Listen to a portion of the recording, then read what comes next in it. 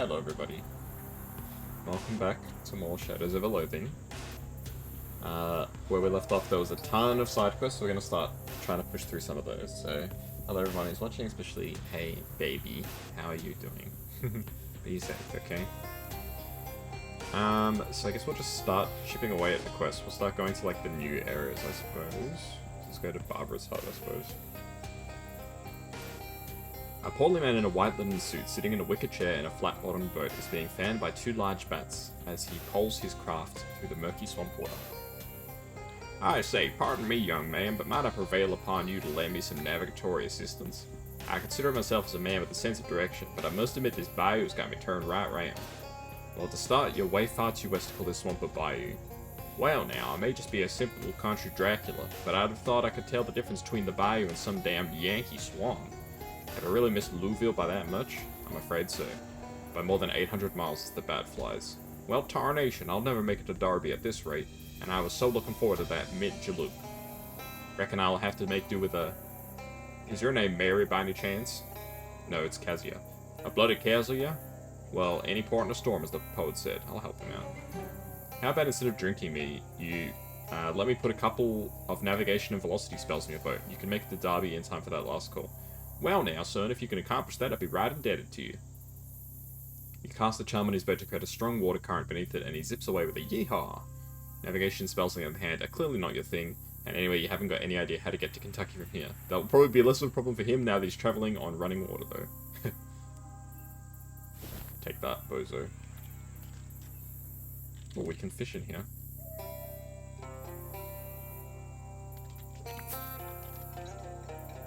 So we're just going to be chipping away at side quests today for the most part. This is a lot of side quests. Ready?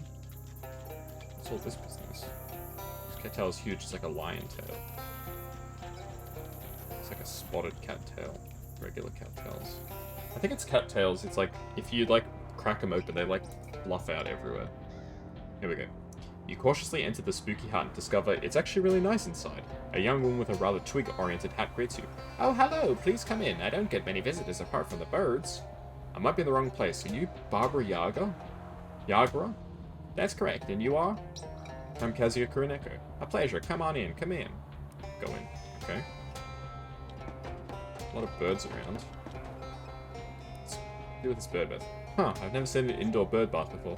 Oh, that was a gift. It's too small for my birds, though. Ah, that's too bad. I can look at myself in the mirror. Get 5 XP. Ooh.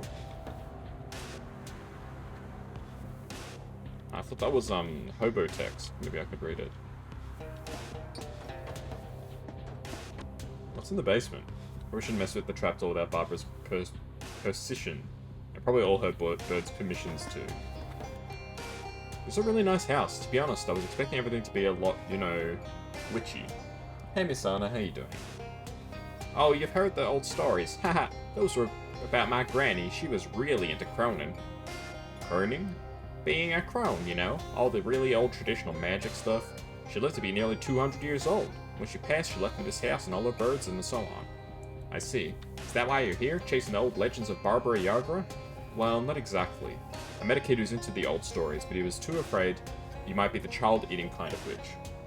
So he sent me and said, "Ha, that's adorable. I don't think I've ever eaten a child, but there's no telling what was in Granny's stews." I'm not sure if that was meant as a joke or... Sure. Anyway, I'm supposed to take back a feather to prove that I've met you. Okay, I can't just give you one, though. Are you sure? Yeah, sorry, I have to give you some kind of test first. It's a traditional thing.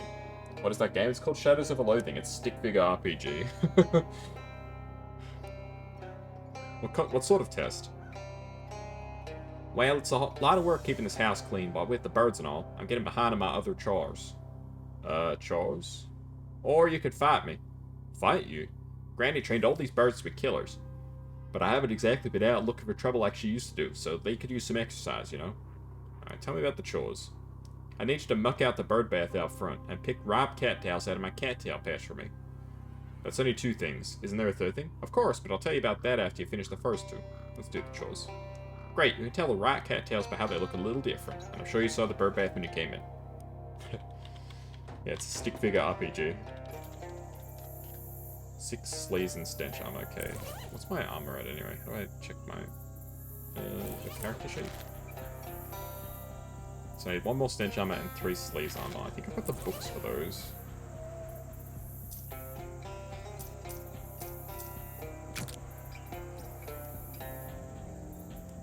Okay, where's my... Do I have that stench? Yes, I do. Okay, what are my stats now? Oh, I did the wrong one. Oops.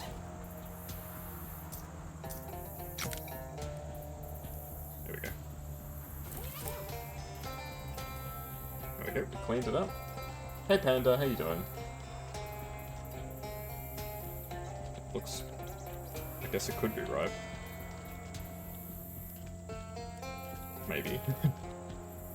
I've never eaten the cat's tail before, but I'm pretty sure these are the things that, like, I've seen people bite them, and they, like, flop out everywhere. Like, they become, like, they're like, cursed hot dogs, kind of, but when you bite them, they become all fluffy. How are you? I'm doing okay. How about you, Panda? How's things? Hello, how are those chores going? I've finished. Here's your cattails. Great, thanks. So what's the mysterious third task?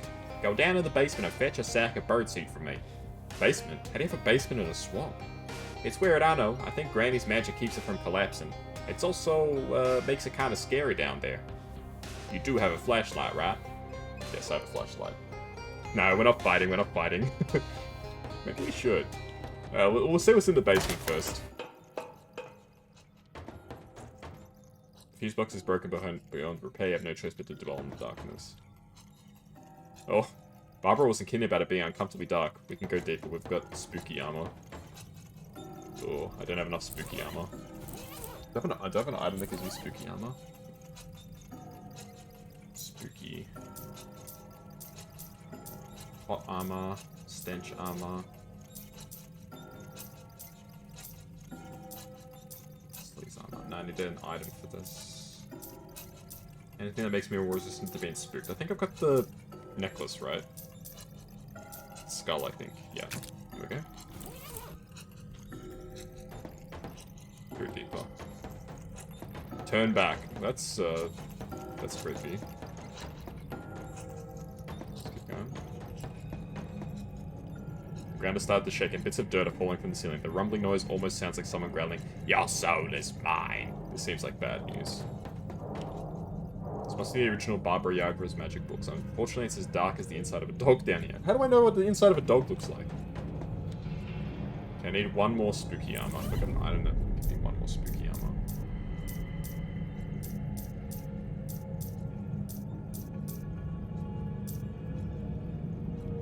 My hat already gives me +1.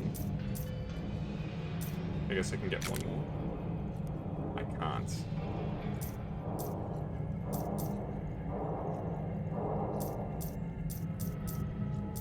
This is kind of creepy, eh?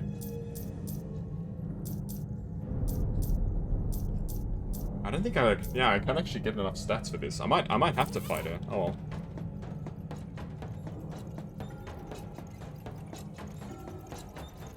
It's too spooky for me. I gotta fight her instead. Alright. Hello, how are those chores going? The sack of birdseed in my basement. Any luck getting it? Oh, right, the basement. Birdseed, right. I changed my mind. Let's fight. Holy crap, okay. I don't think I'm winning this fight.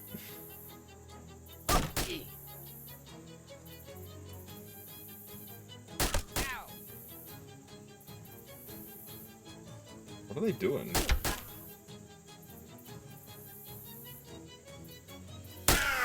Okay, I do AoE damage to everybody, so we got a good chance of winning this, but...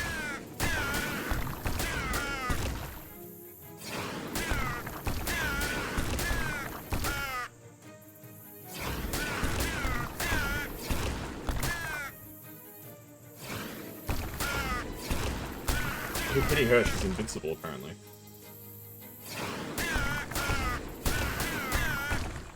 Okay, can I kill one of them? I can kill any one of them, okay. Don't tell me she summons more birds. Okay, she makes herself stronger.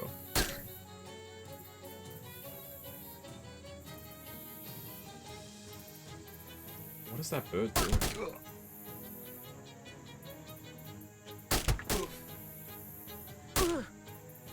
Okay, shoot.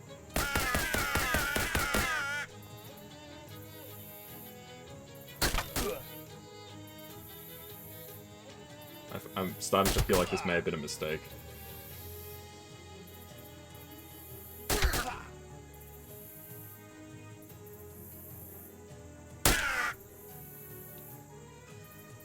Okay, I should kill this bird because it's stronger than the others.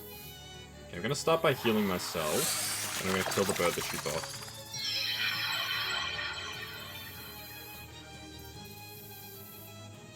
Ah, so she buffs a random bird each turn. That's the way this fight works. Holy crap, that's a lot of bleeding.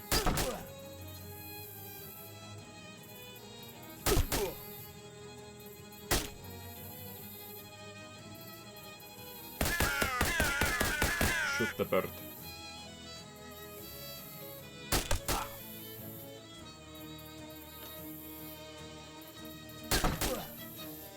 Okay, I think my companion's gonna get carried here.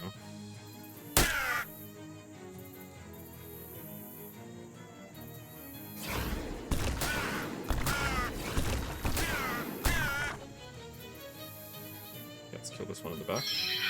We're nearly there, guys. We've nearly taken them all out.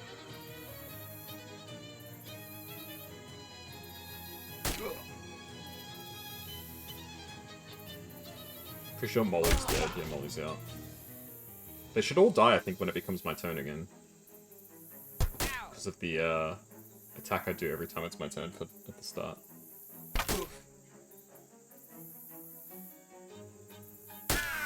Right, 2 of them lived, okay. I can finish them off with my AoE attack. Great job, you win. You won. Barbara dusts herself off and tends to her bird's wounds. Wow, nice job. That was a real workout. Here you go. You earned it. I got a Barbara Yaga feather and a jaunty feather. Nice. Would have been nice to have done the quest the proper way, but a win's a win, I suppose. Let's go to Moss Rock Grotto. In a gloomy grove of sunken cypress trees, a well-mustered woman stands waist-deep in the opaque bog. Her hands rest on the pommel of a sword, its blade lodged in the mark. It catches your eye because it's not the type of thing you tend to see on the East Coast. Let's just leave. The woman raises her hand. Stop! Do you not know whose sword this is here? Fine, whose sword is it? It's the blade of your great-great-aunt. Many moons ago it was entrusted to my family for safekeeping. Now it is yours to reclaim for a cost. Why do I have to pay for my family's sword? The security guaranteed by my family is unique and comes with a great price. Your great-aunt knew this. It is why she placed the blade in our care. What great-aunt? Have you forgotten your lineage, boy? Time was every tavern and meeting house kept a place by the fire for Hilda Kuroneko. What's the cost? In time I shall ask of your boon, and you shall be obliged to grant it. No. Have you forgotten your lineage, boy? No, I don't want a sword. She scowls and descends with the sword into the swamp. Good, that's what I wanted. Yeah, I don't need a sword. I'm a magic user. I'm not a sword person. Yeah, this is Mossbeard or whatever his name is. Mossman. Well, if this isn't the Mossman that kid was talking about, you've got a real unusual coincidence here. He doesn't exactly look fearsome, but if you're looking for a fight, it might be best to take advantage of surprise. Let's talk to him. Excuse me. Are you a Mossman? Yep, that's me, Clyde Mossman. Pleased to meet you. Hi, I'm Kazuya Kuroneko. Welcome to my humble abode. I didn't get many visitors, well, except some weird kid I sometimes see peeking around the trees. Are you an actual Mossman? I ain't quite sure I get your meaning. That's my last name, like I said. Yeah, but are you a human person or some kind of moss swamp creature? I get that this is a strange, possibly rude question. Well, I weren't always this way, but I've been living in this swamp a long time, just kinda dug in and got comfortable. The moss just sorta grows out of me like natural-like now, instead of hair. I guess it happened so gradual, and I got so accustomed to it, it didn't occur to me to question it. Oops, sorry. I didn't mean to give you some kind of philosophical crisis. No apology necessary, friend, but it is something I'm gonna be chewing on for a while. Can I, have some of your moss? Excuse me? You drop an existential bombshell on me, and now you're asking for a part of my body? I'm really not in top social form today, I guess. I do need some of that moss, though. But I'll tell you what. Help me solve this puzzle of whether I'm a man or a monster, I'll give you some moss. Okay, so we can fight him or we can do a skill check. Let's do a skill check. Well, the way I see it, you seem intelligent, can hold a conversation, haven't tried to murder me for my delicious organ meats. How do you know they're delicious? So I figure, what does it really mean to be human anyway? You may well be less Homo sapien and more, whatever the technical term for moss is. But does that really matter in the grand scheme of things? What's really important is just being a good person, whatever kind of person you are. Well, that's real, even if it is an extremely weird kind of person. Well, that's real good of you to say, friend. I guess that answers my question. Great. Here, let me give you some of my moss, like I promised you. He peels off some of his mustache and hands it to me. Ugh. Say, are you a hobo? Well, ain't the thing about hobos, they're always on the move. I feel like I'm practically the opposite of a hobo. I happen to know a group of hobos that have settled down and built themselves a pretty nice camp. I bet you'd be welcome there if you're interested. Well now, I do value my solitude, but it certainly couldn't do a harm to visit and see. In fact, I do believe I'm due for a vacation. Yeah. There we go. So we send him off to the hobo camp. Is this something that I can do something with? No, it's just twinkling moss. Alrighty. Let's go to Frog Bog. A flash of light cuts through the trees. The glare passes, then you see it, poking its head out above the canopy. A telescope!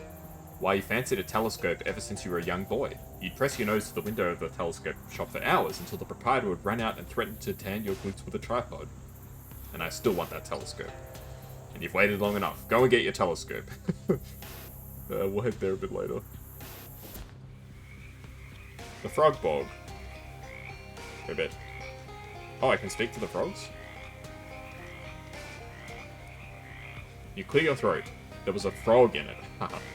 Maybe don't use that joke when talking about the frogs, though. Hello, frogs.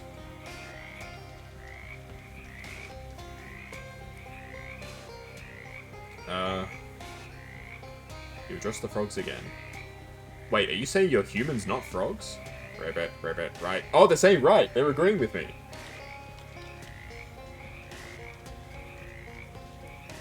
You think about what it would be like to be trapped in a frog's body. After a few seconds, you stop thinking about it because you don't like thinking about things that fill you with harrowing existential angst.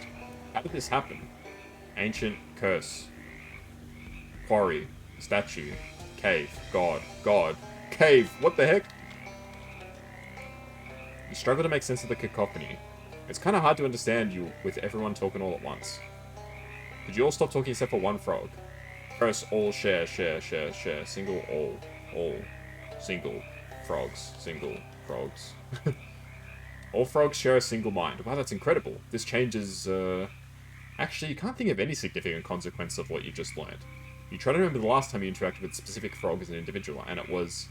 uh-oh, the biology class. Probably best not to bring that up. I never understood what the deal was with biology class and stuff like that, cutting open frogs or cutting open animals' brains or rats or whatever. What's the point? Like, as if people haven't done it 50 million times before. Is there some way I can help you? One of the larger frogs hops up to you and coughs loudly. A shiny green object flies out of its mouth and sinks into the water. Grab it. You roll up your sleeve and plunge your hands into the nasty water. Your fingers find a hard object which turns out to be, wow, shiny, an emerald. You turn back to the frog.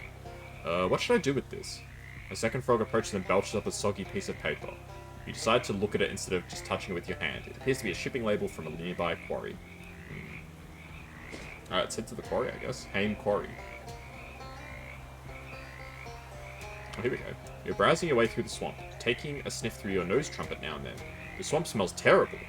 I mean, a swamp is literally just the standing water and rotting compost, the biome. So it's not like that's news or anything. But you wouldn't be surprised this swamp was at least nominated for the world's worst smelling swamp. Sniff. Oh god in heaven, what is that? Something smells like a rotten egg mated with a tire fire, and the egg the tire fire laid also went rotten. Squinting through the tears, you see a patch of brown air hovering nearby. That must be the smell of the wisp that kid was looking for. Run up and grab it. We've got the stat for it, so why not? Holding both your nose and your breath, you run up and snatch at the wisp before it can fly away, collecting a clump of air so foul it sticks to your hand. Fortunately, you've got an empty jar you can scrape it off into. Nice. What the heck? Hi there, Ribbit. This might seem like a strange question, but do you know anything about a curse? Ribbit. Your attitude says no, but your eye says... But your everything else says yes. Ribbit.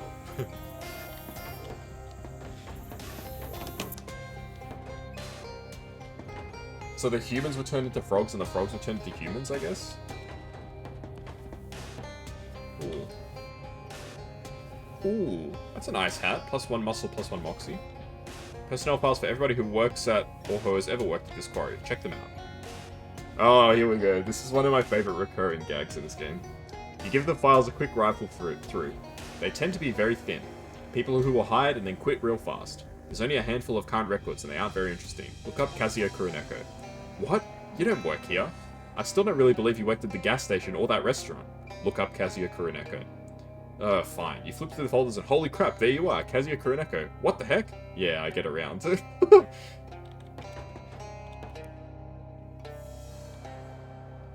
There you go. Now I also work at a mine. Ooh. I got a quarry, mess hall key, and a gun. A painting of a safe. Is that meant to be reverse psychology? Look behind it. You push the painting aside and find a surprise. A safe.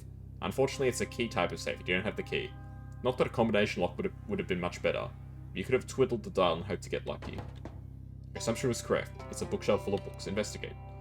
It's all books on management, with titles like Shaking the Invisible Hand, You Deserve More, and How to Get Blood Out of the Turnips You Hired. Hello, sir. Hi there, Ribbit. Nice suit. You look like a fancy guy. Ribbit. I guess you basically won the frog lottery, huh? Ribbit. Let's go to the mess hall. Ew, what's this? Looks at the crust in these dishes. The food wasn't very good even before it was spoiled. The range isn't even a gas line connected to it. I guess you could warm something up to room temperature. People got so hungry they started eating the cabinet doors. Searched the last remaining drawer. Junk map and a battery. Okay. You have to say it for yourself, sir. Excuse me, Ribbit. Have you seen any cursed frog idols around?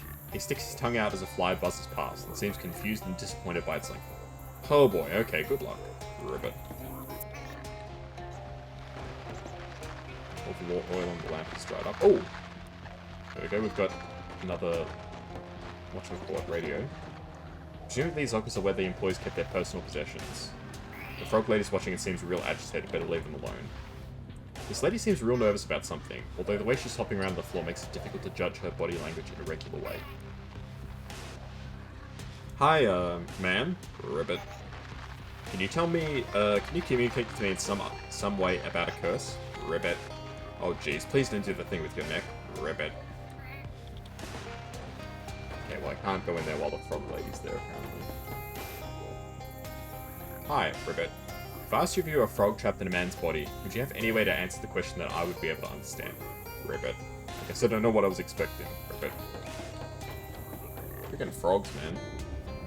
Oh.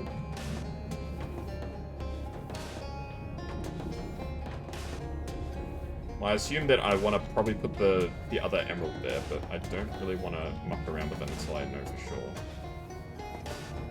What do you have to say for yourself, sir? This frog person seems more cheerful about the situation than the others you've seen. Oh, he's talking! Hey, don't touch that. Ah, a talking, man? That's right, I'm a human man, and not a frog at all. I have reason to believe that you're actually a frog in a man's body somehow. Well, it's my body now, and I'm keeping it. I don't need any dried-skinned leg walkers coming in here and... Holy harp, you got the missing eye. This big emerald? Yeah, I was just noticing it looks an awful lot like the other one. Okay, I absolutely need you to step away from that statue right hopping now. You don't want me to fix it? It looks pretty important. It's very important. It's an ancient idol of the frog god. And when humans blasphemed against it by removing that eye, this particular human right here, I might add, they were cursed with the great croaking one's righteous fury.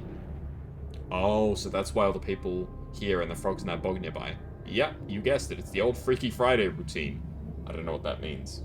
Forget about it. The point is, humans did the crime, so now it's the frog's time to shine.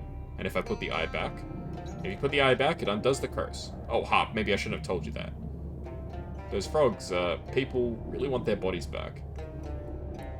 Now, so hopping what? Hop them. Jeez, man. Look, take a look at your inherent pro-human bias into account and consider the justice of the situation, okay? These people came rolling in here with their machines and stuff, tear up our land, spill oil and gasoline everywhere. Then they find this ancient religious icon. The first thing they try to do is loot it. These aren't good people. and they got what was coming to them. Well, what should I do? I'll tell you what you do. Take the other eye out of the statue. What? I don't want to be a frog. Nah, don't worry about that. It won't curse you. What it'll do is make the original curse permanent. No takebacks, no do-overs. That's justice, tadpole. Tell you what, I'll sweeten the deal.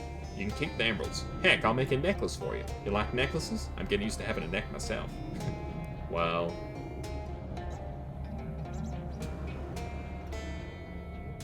What?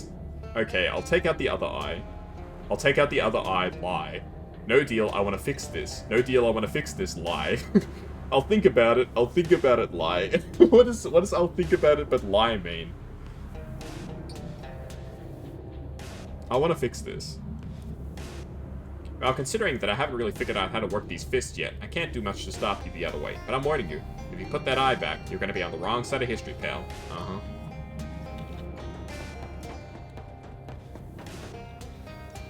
Judging from the smell and the thick cloud of flies, this is not a place for a good time. Let's not go back there unless you have a really good reason. Hey there, can't help noticing you haven't done anything to the statue yet. I guess I want to talk about it some more. Alright, well, from where I'm standing, it's a pretty straightforward thing. Just walk over there and yank that emerald out of its socket. I don't understand why you want that. Didn't I explain this already, pal? I want the swap to be permanent. I want to keep this body.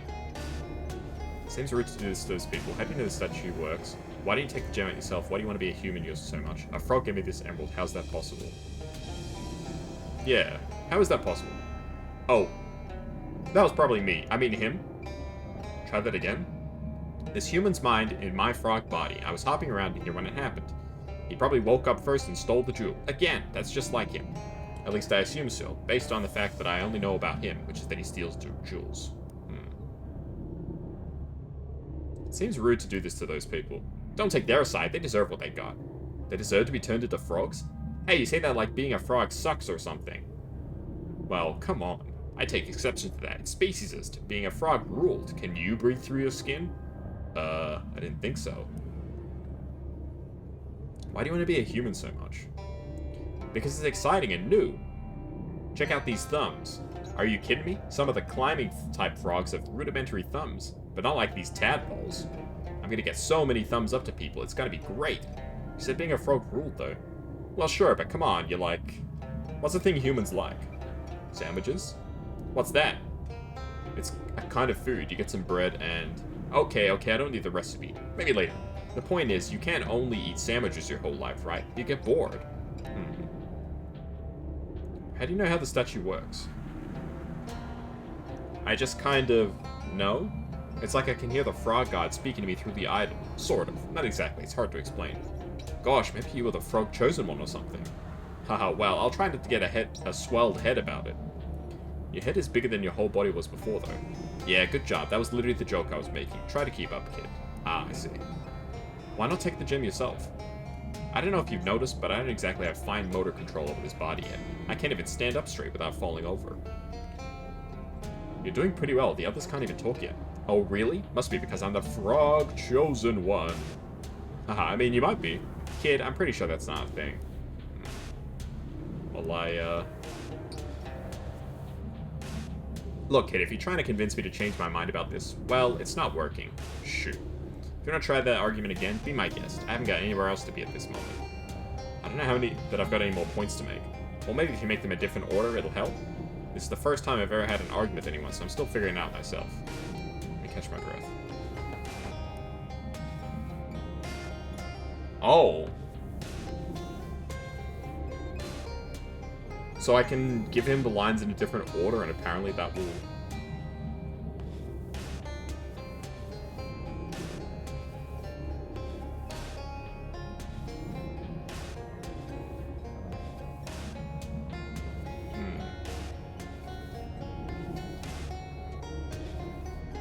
Maybe? Okay, it seems rude. Why do you want to be a human so much? 6. Oh wow, you guys do that too? This is gonna be amazing! Okay, but... Ooh, I can't wait to see what that's like. I I totally forgot what point I was going to make.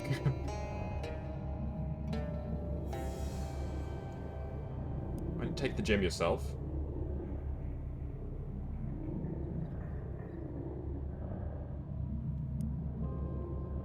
Frog gave me the emerald. How do you know how the statue works?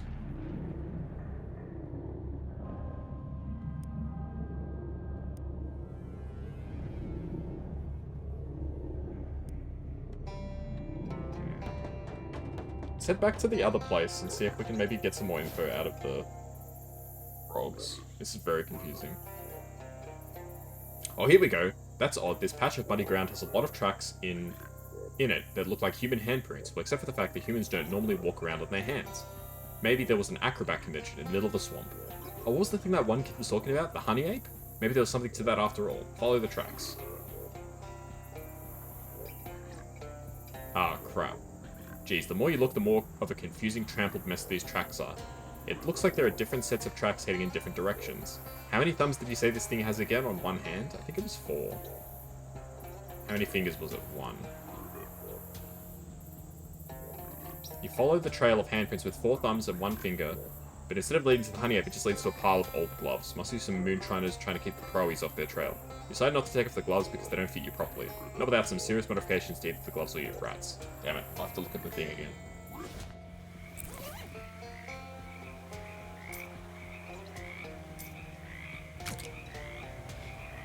Oh, it's got 4 fingers and 1 thumb.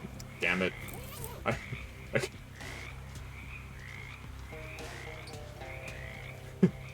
It's just a normal hand. Okay, there's nothing I can do with the frogs. Oh, here we go.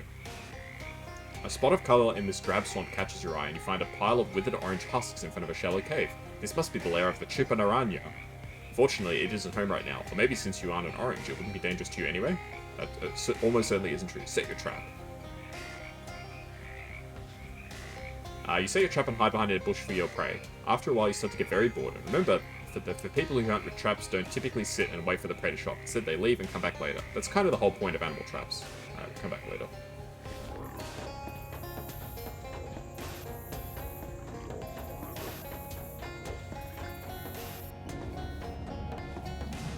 I wanna win this argument.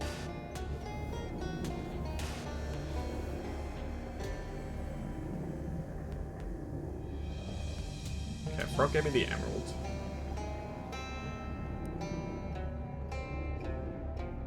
Why do you want to be a human so much? It seems rude to do this to those people.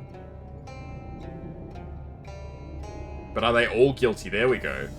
Now, one frog gave me the emerald to fix the statue with. He seemed like a pretty good guy, at least. That was the one who stole the eye in the first place. He's the particular guy who wrecked the statue. Maybe he feels bad about it. Oh, I'm sure he does now that he's being punished. If you can't take the slime, don't do the crime. How do you know how the statue works? Here we go, chosen one. Why don't you take the gem out yourself?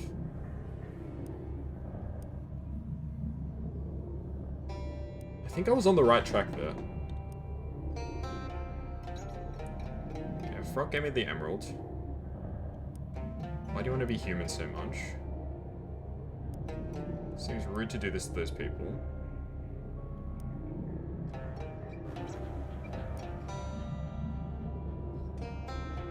Why should you take out the gem yourself? How do you know how the statue works?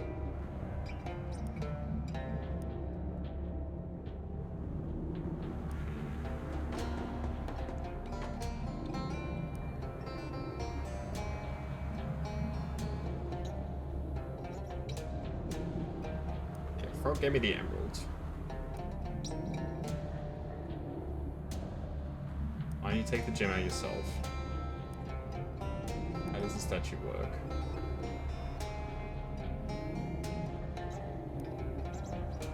Why do you want to be human?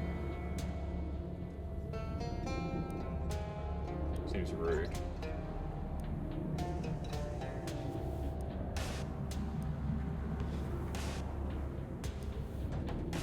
Hang on, I can't really figure out what I'm doing wrong here.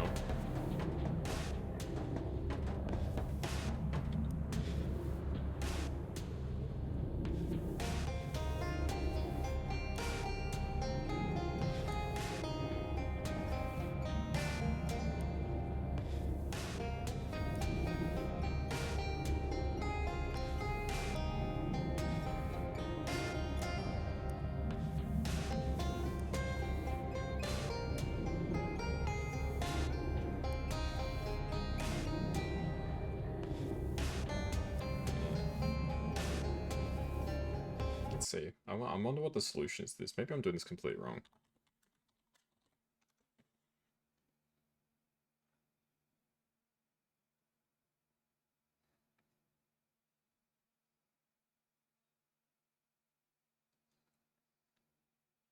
How do you know how the statue works? A frog gave me this emerald. Take out the gem yourself.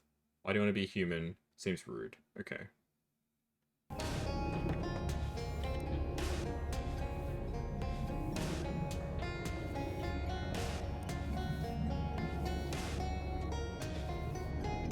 Frog gave me this emerald.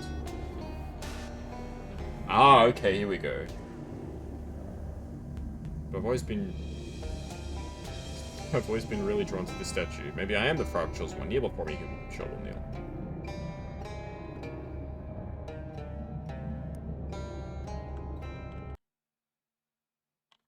So take the gem out yourself.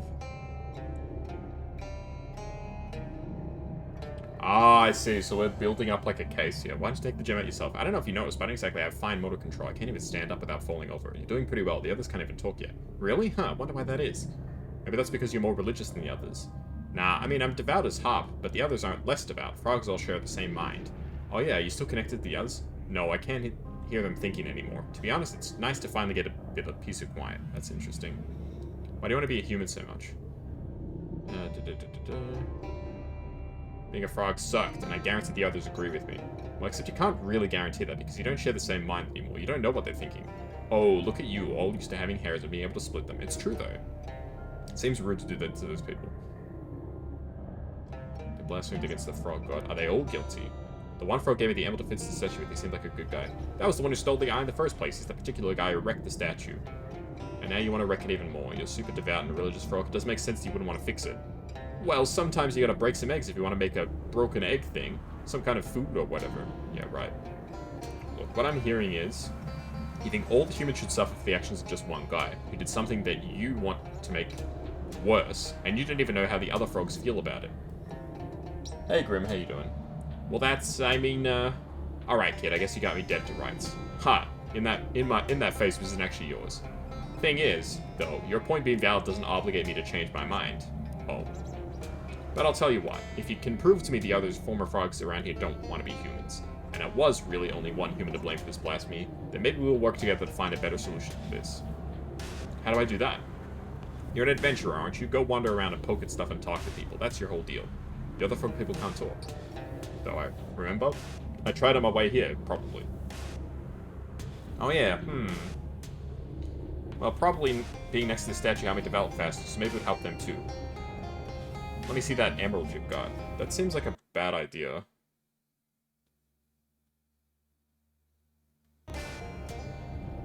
But he can't put it... No, but giving him the emerald doesn't make a difference, because...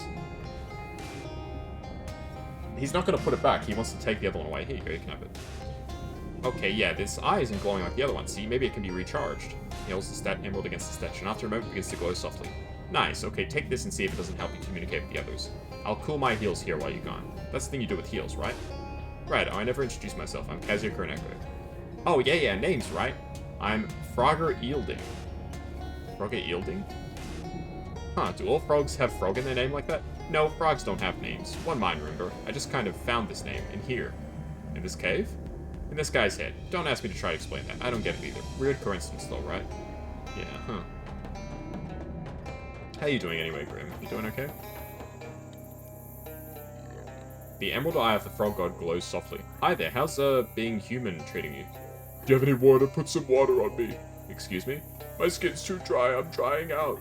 That's not really a problem for humans. I mean, it is a small problem. You can get moisturizer cream for it. What are you talking about? I'm dying here. I'm pretty sure you can't die of dry skin. I won't be able to breathe. I'll shrivel up and die. What's this game about? It's a stick figure RPG. I'm doing good. That's not how... Water. So if I were to ask you if you enjoy being a human... Okay, he does not like being a human. You see, the guy who thinks he's a frog, or the soul of frog trapped in the body of a guy, are a really good method actor. Okay.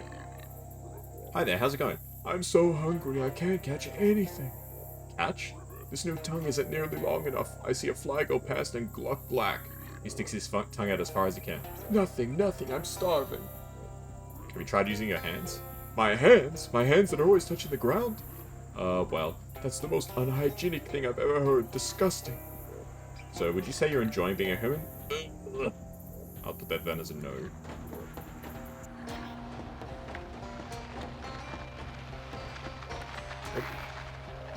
Hey, is it okay if I look in these lockers? No, don't. What if it's a giant twatura in here? I don't know what that is. It's a type of frog-eating lizard from New Zealand. Well, if some sort of hilarious coincidence or misadventure that does happen to be one in it, it'll get me first and you can run away. Well, okay. Search the lockers. There's actually not much in the way of personal possessions in here. Ragged clothes, some cracked and dented hard hats, a few family photos taped inside of the doors, and a note that says, taping photographs of the inside of locker doors is a violation of protocol and will be noted on your record. Management. Wow. The emerald eye of the frog god goes softly. Hi, excuse me. Don't eat me. Wow, jeez, I'm not gonna eat you. No, sorry. You startled me. I thought you were a snake for a second. You don't really need to worry about snakes. I mean, okay, you should be careful about poisonous ones, but what are you talking about? Well, you're much bigger now. Sure, just imagine how big the snakes must be. Giant snakes big enough to eat a frog my size in one bite. Can you imagine? No, we're safe. They'll smash down this shack like it was nothing. I better go. You're gonna give me nightmares. There's another frog. Is there one in the foreman's office? I can't remember. Yes, there is. Hello, sir.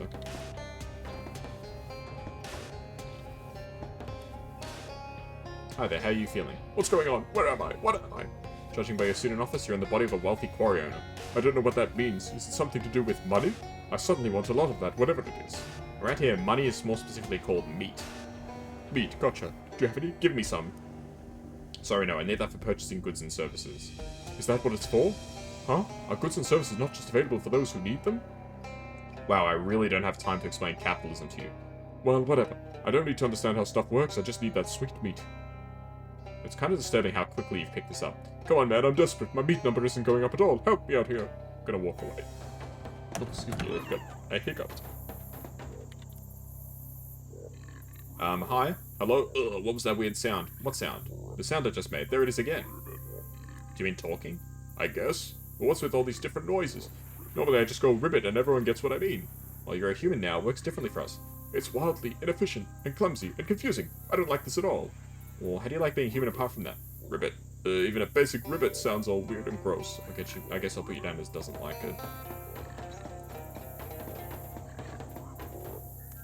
Should we go see the frogs as well? Let's go see if the frogs have anything to say. Oh, you briefly lose track of where you're going because all the big wet trees look the same. Stumble across a ramshackle dwelling bearing the unmistakable aroma of illicit distillation.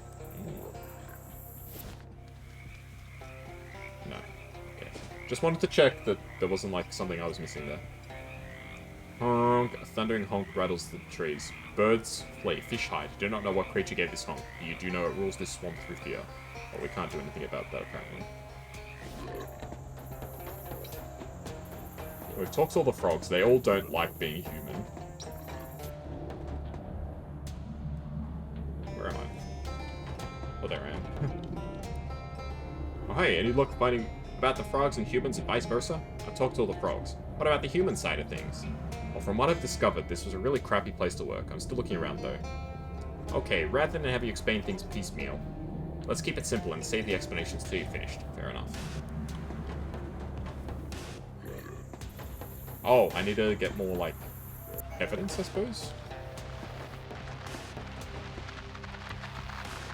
An institutional metal bed frame, the thinnest mattress you've ever seen. The sheets are all tattered too, although they look like someone's been doing their best to keep them clean. There's a note on the headboard. Read it. Whoever's doing it, please take your boots off when it's your turn to use the bed, no matter how tired you are. There's only one bed. Damn. Imagine just sharing another bed with like 5 other employees.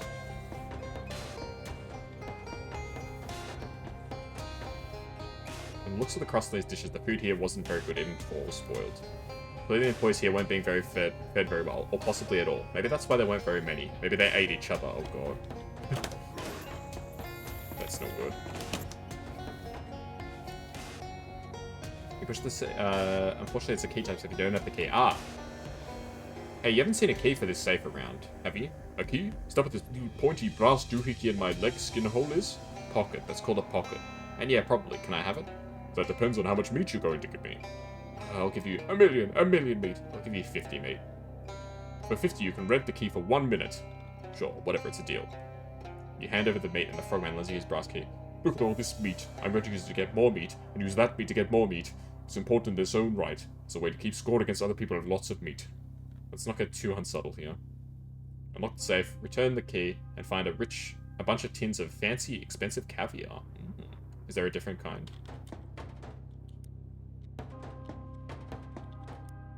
There's a bunch of papers and stuff if you want to look through them, yes. You shuffle the papers around, they're mainly invoices and receipts. The 3 things you find of interest are a yacht log, telegram, and a receipt from the Pinkertons. Let's look at the catalogue.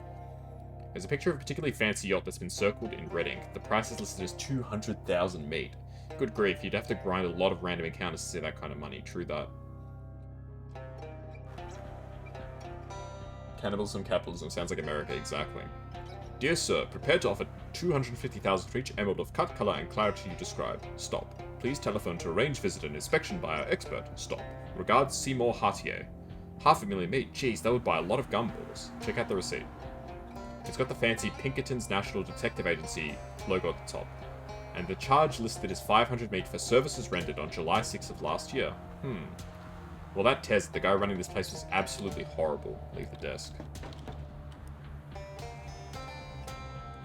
Okay, let's examine the files in detail. There's a lot of incidents of workers being written up for complaining, a lot of injury reports, and wow, the salaries listed are pathetic, nearly to the point of being criminal. Find a handwritten letter from one of the workers formally requested the crew be issued new hard hats. Scrawled across the bottom in another hand is the comment, "Ha! What does he think? I'm made of money?"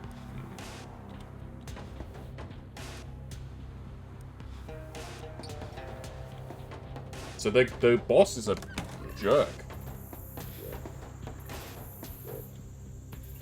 Drive efficiently. Excess gas use will be deducted from your paycheck.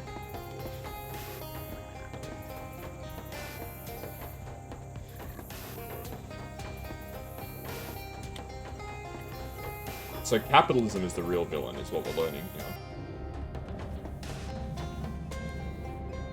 I've talked to all the frogs. What about the human side of things? Yeah, I'm done investigating all that. Great, so what did you find out? Well, all the frogs either hate their new human bodies or they're being driven crazy by them. They're having a really terrible time. Aw, geez, really? Well, that stinks. I like those guys. On the human side, it's clear that everyone working here was super miserable except the foreman, who was keeping all the profits for himself while he paid the workers basically nothing and spent even less than that on maintaining the place. Also, he was planning on selling those emeralds. I basically guaranteed that the foreman forced the guy you're wearing to take the eye. Well, that sounds pretty conclusive. So, what now? I guess you better go ahead and change everyone back. It's gonna suck to go back to being a frog after tasting this sweet human freedom, but the other frogs hate this, and the humans don't deserve it, so go ahead and put the emerald back in the idol. Hey, Harold. There might be another option. What do you mean? Well, we've got one frog who wants to be a human, and one human who sucks and should probably get some justice, right? Oh? Huh. Swap me into the foreman's body and change everyone else back? Yeah, can we do that? Is that a thing? Let's see. If the swaps really were a, proximity sort of thing, then if we got... But then... Oh yeah, I think it might be doable. No guarantees. But hey, when are there ever guarantees, am I right? What's your plan? First thing we need to do, and by we you mean me, naturally, is to get the foreman's body and my frog body down here next to the idol. How do I do that? Well, how do you humans generally get people to do things you want them to? Bribery? I was gonna ask nicely, but when you think about it, a bribe is the ultimate form of asking nicely. Okay, I'm on it. Okay, so I need the human up here. Hey baby, welcome back.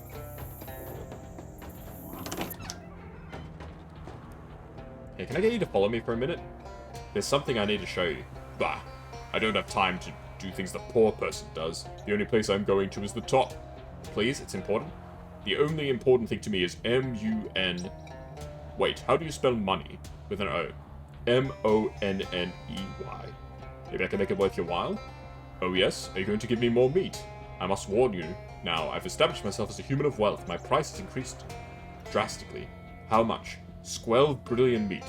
That isn't a real number. Numbers go on forever, you don't know them all. How about a tin of fancy caviar? What's that? Fish eggs. Ugh, that sounds like something a frog would eat, and I'm a human person. No, this is a food specifically liked by rich human people. You can tell because the label's in French, see? Something about the juxtaposition of the word food and French makes me deeply uncomfortable. No, thank you. You sure I can put the caviar back in the safe? You aren't feeling either hoity or toity enough to eat it yourself. Fine, I'll go look for something else. You're dead, Harold? What do you mean you're dead? How did you die?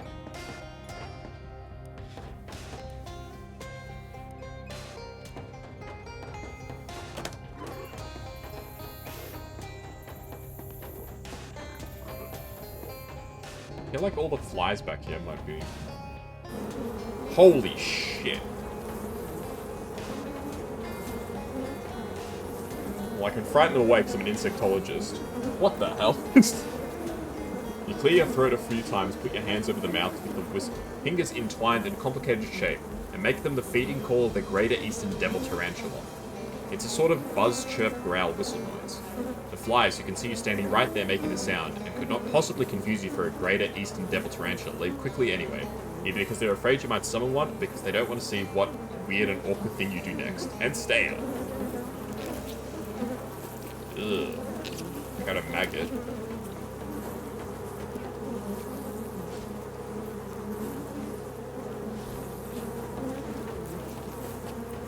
It's been a long story, you want the short one. Oh, you can tell your story, Harold. Go for it.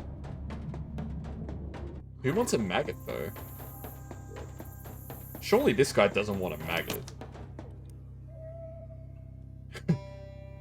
I enjoyed the job begging, but I require a more substantial incentive. Well, how about this big, juicy maggot?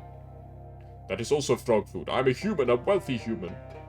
But look how fat and meaty it is. When did you ever see a maggot this size? Only the truly wealthy could afford to eat such an enormous maggot. It does look pretty good. I mean, I'd have eaten it myself already, but since I'm poor, I didn't think I deserved it. But if you don't want it, you move the maggot towards your mouth, slowing down considerably as you get closer. It rides in your hand like a weasel trapped in a wet rubber bag. What is with that expression? No, stop. Oh, thank God. I won't allow it. You're quite right. This maggot is feast only for those who truly appreciate it. Hand it over immediately. Come with me to a cave in the quarry, and I'll give it to you when we get there. Very well, if you insist. You lead the frogman to the idol in the cave. Give him the maggot and convince him to stay there for a while, with the promises of more maggots later. Cool.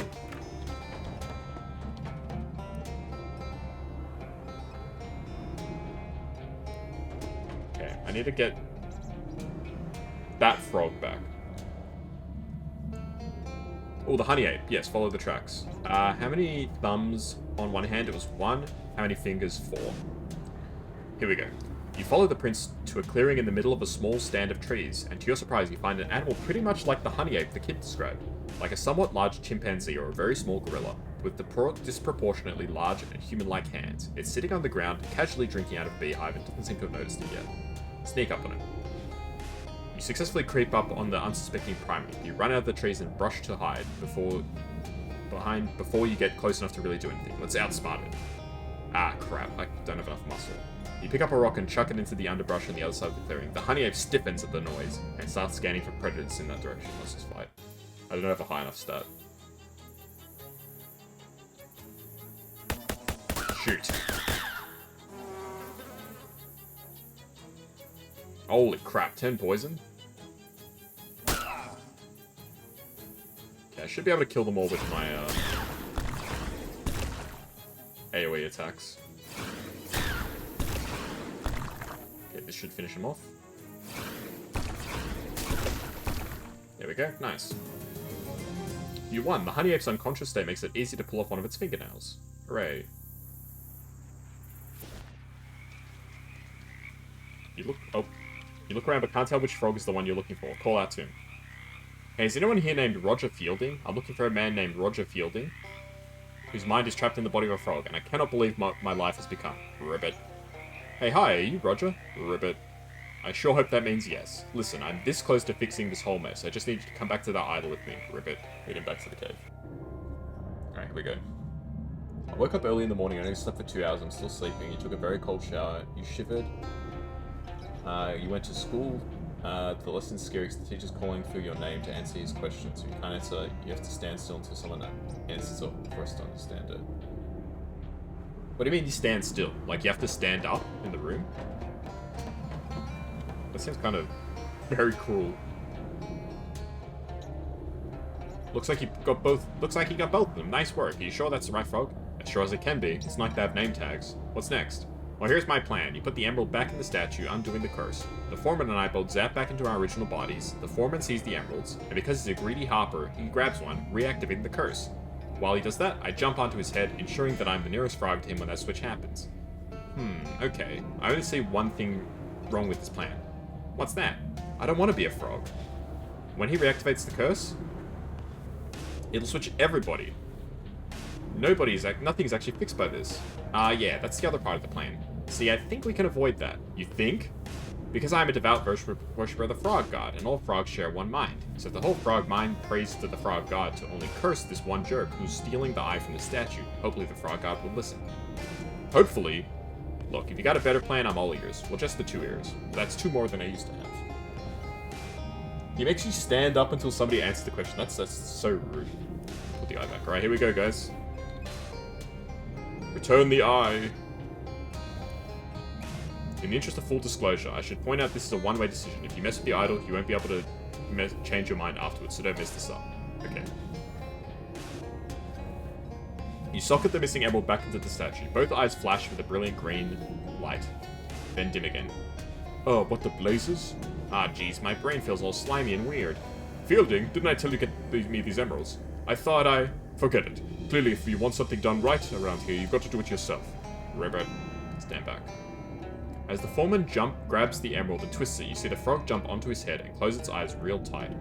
The frog god's emerald eyes flash a bright, almost blinding green light. There, did it work? Did what work, boss? You checked your hands. They are thankfully your regular human hands. Yeah, it worked. Haha, yes! Take the other emerald. Wait, what? You pop the other emerald out of its socket. The frog god's eyes flare again, they go dark, this time for good. Robert, what the heck is going on here? I'll explain later.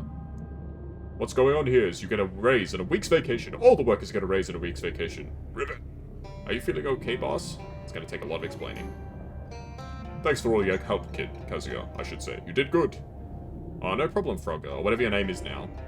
Unfortunately, I gotta ask you for that emerald back. I think I'm gonna need to sell these to get this place up to code, and clean up the ecological damage, and pay the workers real salaries and so on. Shucks, well okay. Here, maybe take this frog with you. Maybe you can teach him not to be such a hopwad, Ribbit. I actually got a new companion out of this. You're right back. No worries, baby. Mr. Haim the greedy frog steals meat from your enemies. Weird, thanks.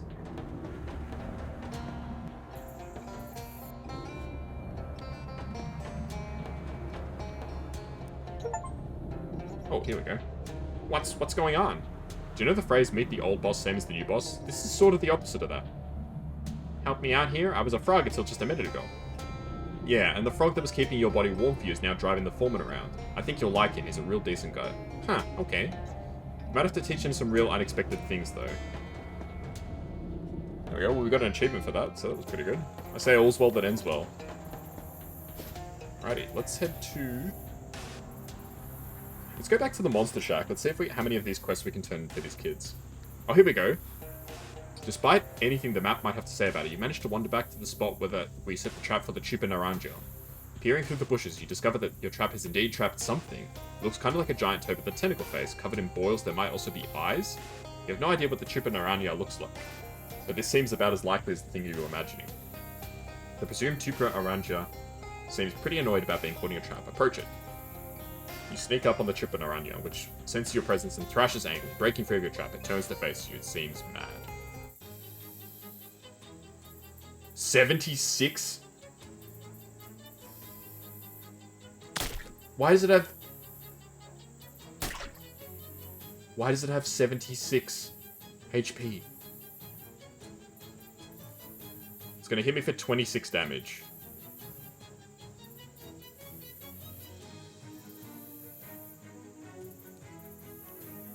Okay, how much damage can I do in one turn? I can kill it. Don't worry, guys. I can kill it in one turn.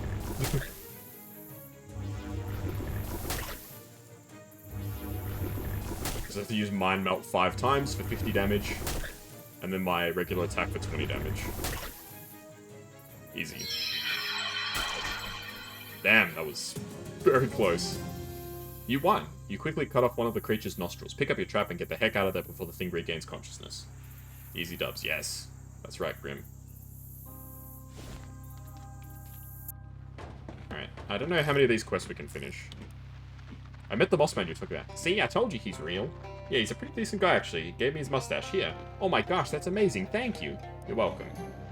The kid happily sticks the mustache to his upper lip. How do I look? Bossy? That's the best day of my life. Ah, thanks. Here's an official Monster Squad sash and your first Monster Squad badge. Neat. Thanks. Turns out you're right. The honey ape is totally a real thing. Oh my gosh, really? I knew it.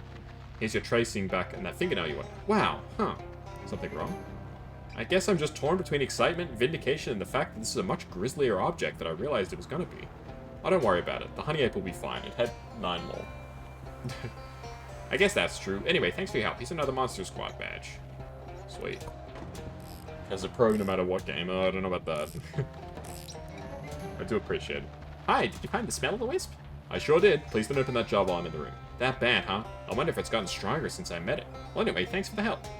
You hand over the nose trumpet she lent you and the jar of foulness you collect. The kid takes your sash, pins another badge to it, and hands it back to you. Damn, it's a really good item. Oh, here we go. Any luck getting a feather from Barbara Yagner? You mean from one of her birds, right? Right, yeah. She doesn't have feathers herself. We established that. Good, good. Just checking. Here you go. Wow, thanks, mister. What was she like? She was pretty nice, actually. The kid takes your sash, pins another badge, and gives it back to you. Ooh. Meet the flyman? No, I did not meet the flyman just yet. More of your story. So in the afternoon, my first meal of the day, we were very hungry, went to the cafeteria. The food is very expensive. Yeah, university food is always expensive. You bought 2 foods and went back to your classroom to eat. And it was yummy. No hot dogs, though. You reached for a bottle of water. Your mouth was bleeding because of the dryness. Oh my goodness. You have to buy an expensive bottle of water. Oh no. I'm so sorry, man. Sounds like a rough day. Hey, I caught the chip and Naranja you after. Well, nearly. I had to tussle with it a bit. Got the job done, though. Wow, that's great. Now we have real proof of why there aren't any oranges in the swamp. Sure. Anyway, here it's nostril. Neat, I'll wear it as a ring. Okay. Anyway, don't go near that part of the swamp for a while. It was real mad. The kid takes your sash, pins another badge to it, and hands it back to you. Nice.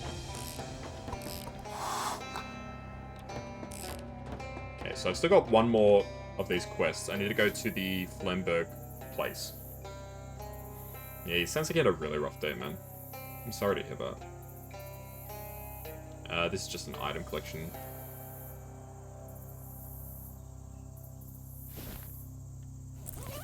Maybe I should equip this thing, because this thing is freaking amazing.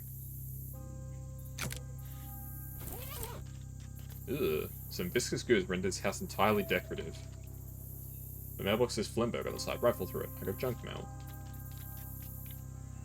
Gas generator. Okay, let's go inside here. Oh, here we go. Yeah, the guy's apparently going to try and turn into a fly. It's like the movie The Fly.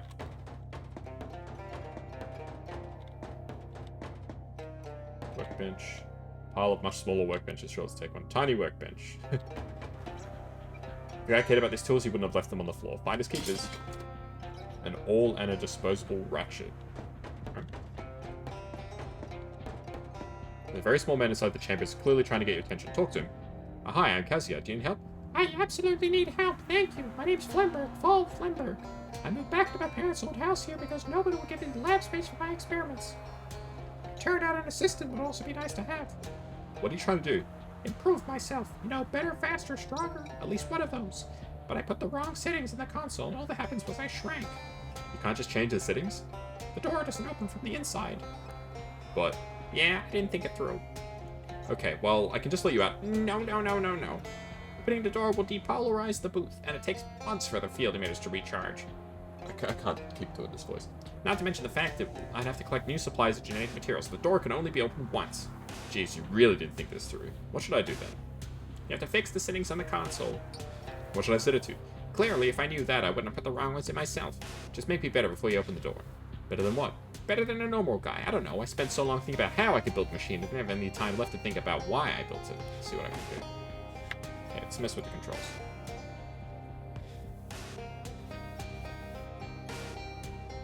Okay, Chui. Fly.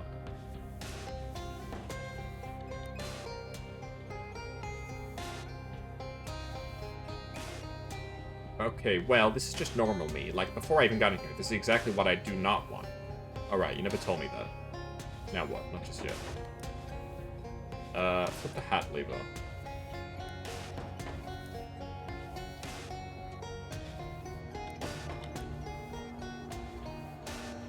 Swap body to fly.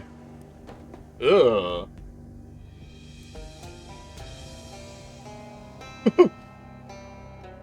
Bloomberg is now a giant fly with a human head. Oh god, one sec, I'll try again. No, wait, this one is actually pretty great.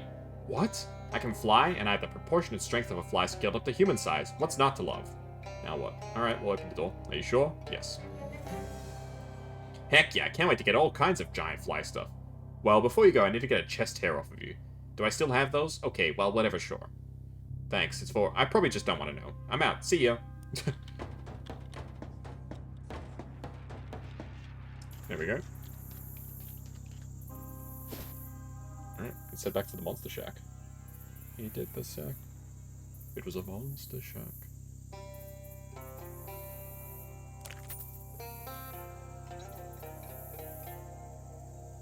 Yeah. Sounds like Harold had a really tough day. Hi, did you meet the flyman? Did you get, blushes? Yeah, I got it here. Oh, thank you so much. I'm gonna put it in this little silver locket and treasure it forever. What's he like? Was his experiment a success? I've gotta go. He takes your sash, pins another bag to it, and hands it back to you. This item is cooked, man. +1 to all my stats. I can use an additional item, 5 extra HP, and 20% more meat. That's epic.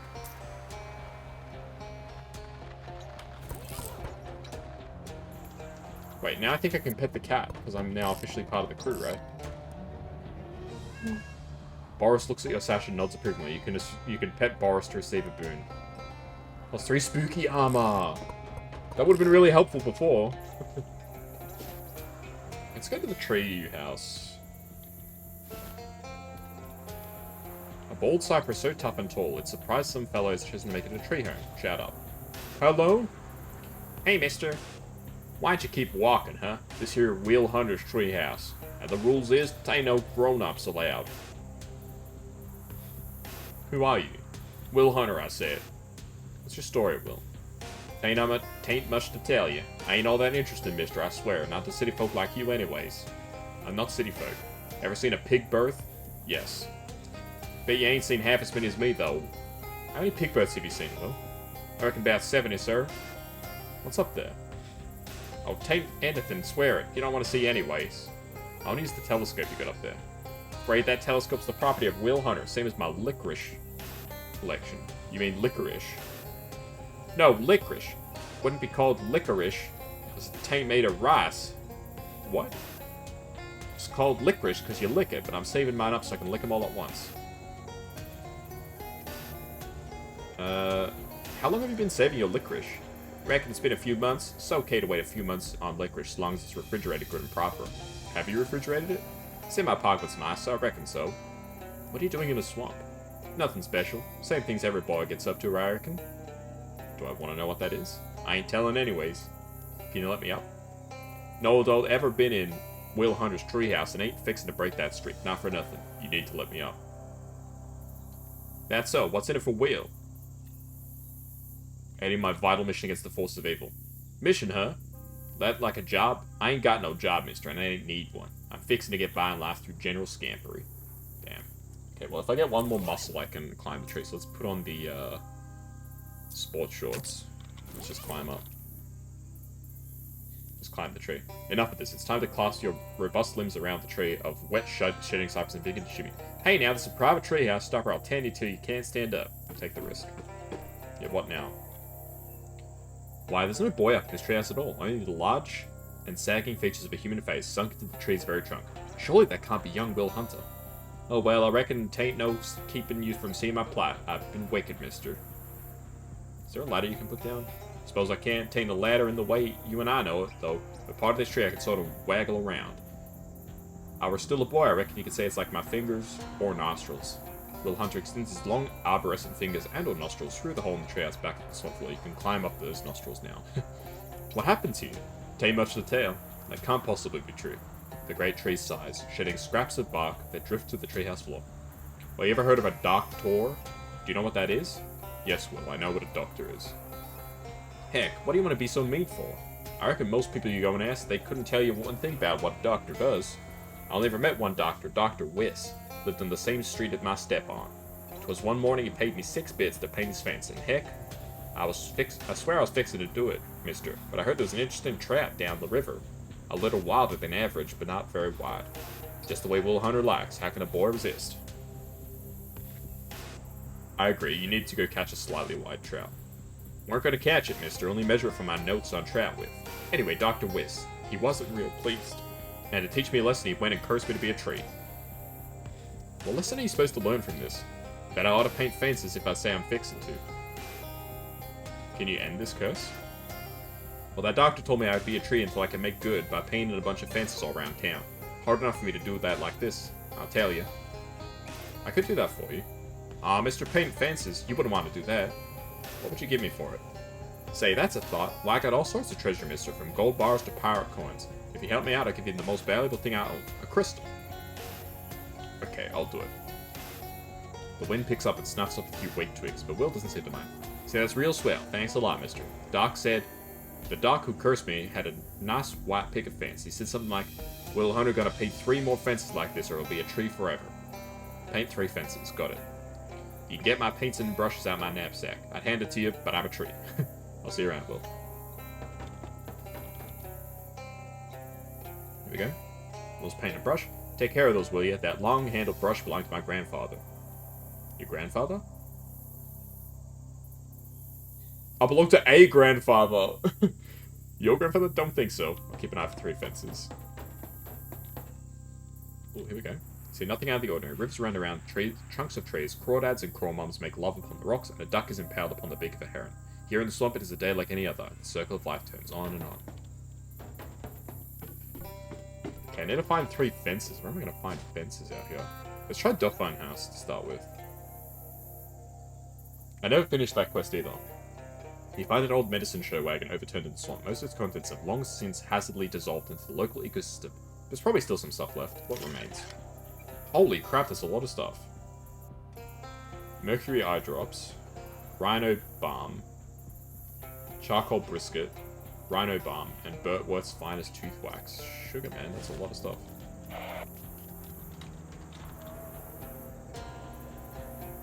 Clarence, I'm so grateful our family's never suffered from supernatural curses, serial murder, demonic corruption, or plague. I agree, dear. We've been fortunate and doubtless will remain so. Yeah, so the joke with this area is that it's like a haunted house, but it's like not haunted. Oh my, Clarence, why are you lying on the floor under your workbench? Are you alright? Were you attacked by a burglar or an axe murderer? Calm down, Agnes, I'm fine. Just practicing changing the oil in our car. The workbench covered with tools all rusted past the point of usefulness, even as bludgeons. Wait a second, is that the bench the woman on the radio was talking about? Aha! The last key that we're missing. I have to go upstairs, and it's one of these rooms. I think it's this one? Yep, here we go. The cedar chest is locked and easily big enough to hide a skeleton and moving the whole body. I got a perfumed wedding veil and a padlock. Nice. Okay, let's head back to the, what was the place? The boxcar.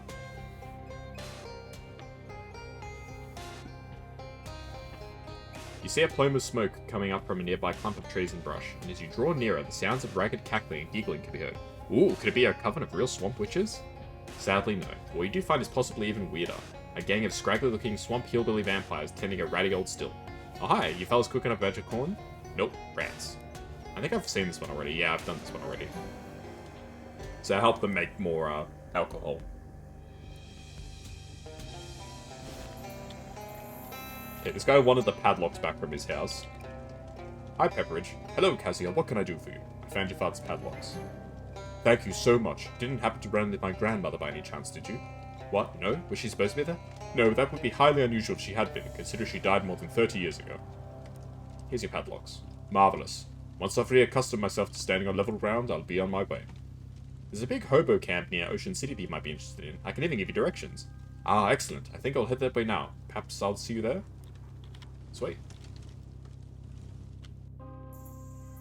Let's head to the Moonshiner's Shack. Hang on, let me read all your messages, Harold. I want to make sure I get everything. Your second class started, you were like, okay, just 4 hours listening to the teacher explain bacteria and diseases. After that's okay, you got your bag, went to the dorm, and switched with another bag full of clothes to being home so it could be washed. Suddenly, your bag, you got struck with a tummy ache. You went to the bathroom. It took you 20 minutes to finish. The roommate hasn't fixed the toilet. Damn. Stop the water from going down. It's broken, detached. If you stay to fix it, it'll take a long time. You got the water from the sink to flush. Far out. You went to get a ride to the terminal because it's very hot. You got sunburn. Oh my goodness. Took 1 hour of waiting because until the van was full. The bus also takes an hour. And you're finally home. Yeah, that sounds like you've had a real struggle of a day, man. I'm sorry to hear that. But you're home. You're still alive, you know. As much as the day might have sucked, at least you're still here, right?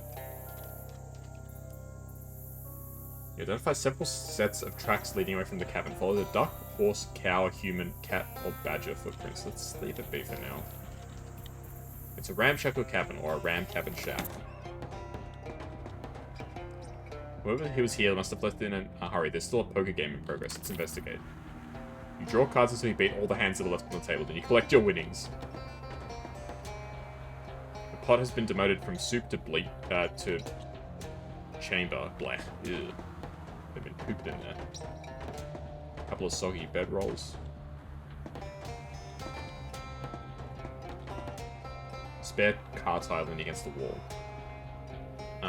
The trade pattern identifies as a Lincoln, which sounds like an impressive piece of deduction, but honestly, the top hat and beard gave was a dead giveaway. Can't believe I typed that. I believe that you typed that. I read your message. Like, it sounds like it was a super rough day, man. Like, I don't know what else I can say. Follow the tire tracks. Aha! We found their cave. No fishing. Screw you guys, I'm fishing. How about you, Kaz? My day was okay. Just work. You know. I came off a public holiday. It's always a bit hard going back to work after a public holiday, but, you know, life goes on. This Ford truck has been fitted with Lincoln tires. It's a little ominous. A couple of shady-looking characters furtively skulking in this cave. Hi? Hi. Hello. Who are you guys? We're the Schlitz brothers. I'm Clem, and shut up, Clem. He might be a pro-y. Oh, I ain't Clem, and I ain't Jarvis. Relax, guys. I'm not a prohibition agent. I'm passing through. My name's Kazuya. Phew, that's a relief. Sure is. Nice to meet you, Kazuya. What are you two doing in this weird cave? Got ourselves in a rat predicament, is what we've done. Next week, Monday's holidays. Hey, there you go. You just gotta hang in there for a week. What happened? Well, me and Jarvis been brewing up homemade hooch to sell. Been stashing it in the back of this here cave. But we got wind that the prowies was on our tail, so we figured we better cheese it. Pull the old 23 skidoo, you know? Come to find a pack of mean lizard varmints got into the hooch and they won't give it back. We was thinking we'd just take the loss and blow, but we hit another snag. What kind of snag? I went and locked the keys in the truck. Still, why'd you go and do a fool thing like that for? I told ya. Ain't like I went and did it on purpose or something. I'll see what I can do. Ah, there we go. I've got a wire hanger so we can get out. Got the car unlocked. I unlocked the truck. Well, that's a load off my mind. Thanks, pal. Driving this time. Yeah, that's fair. And now I have to go fight the the alligators who've been drinking. They growl at you menacingly. Plainly too sozzled to jump up and attack you. On the other hand, if you get near their booze, that might change the nuisance. Let's make some drinks. Say, are you guys just drinking the stuff straight? Drink booze, so? Well, cocktail crafting isn't my specialty wheelhouse, but I know a couple of recipes. I can mix you up some drinks that go down smoother than the pure ethanol you're drinking now. Tastes good? Yes, mixed drinks. Great, I think I have the ingredient for one I call a Mickey Fin I think you'll enjoy. A dash of bitters, a splash of orange juice, and a light dusting of soporific toadstool spores later. The gator men are storing now loudly on the floor. Nice. Stretch and posture check, yes, good idea. Yeah. Thank you. Let's grab the alcohol.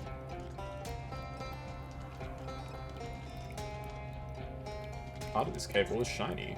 How do I get through there? I think I had a pickaxe, didn't I? Can I equip the pickaxe and, like, use it? Or is it a quest item?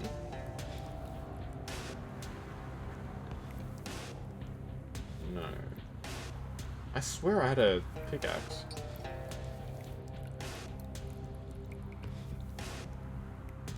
Maybe not. Oh well. I dealt with the gators. You can get your hooch, at least what's left of it. You handed the case you picked up. Well, heck, that's great news. Thanks, fella. We get the truck loaded in a jiffy. Looks like you guys are good to go. Sure does. Thanks a million, fella. You really saved our bacon. And ham. Well, we ain't got much to offer you by way of rewards, but feel free to grab a keg of hooches, thank you. Thanks. They quickly load the rest of the hooch into the back of the truck and drive away. Unfortunately, forgot to pay attention to how they got the truck through that weird tree hole. Oh well, maybe next time.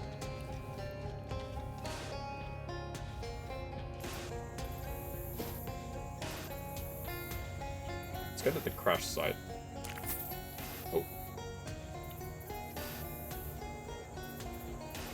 A burly hunter trudging through the mud gives a holler. As he nears, you see he's toting a shotgun under one arm and carrying a pile of gator hides over his shoulder.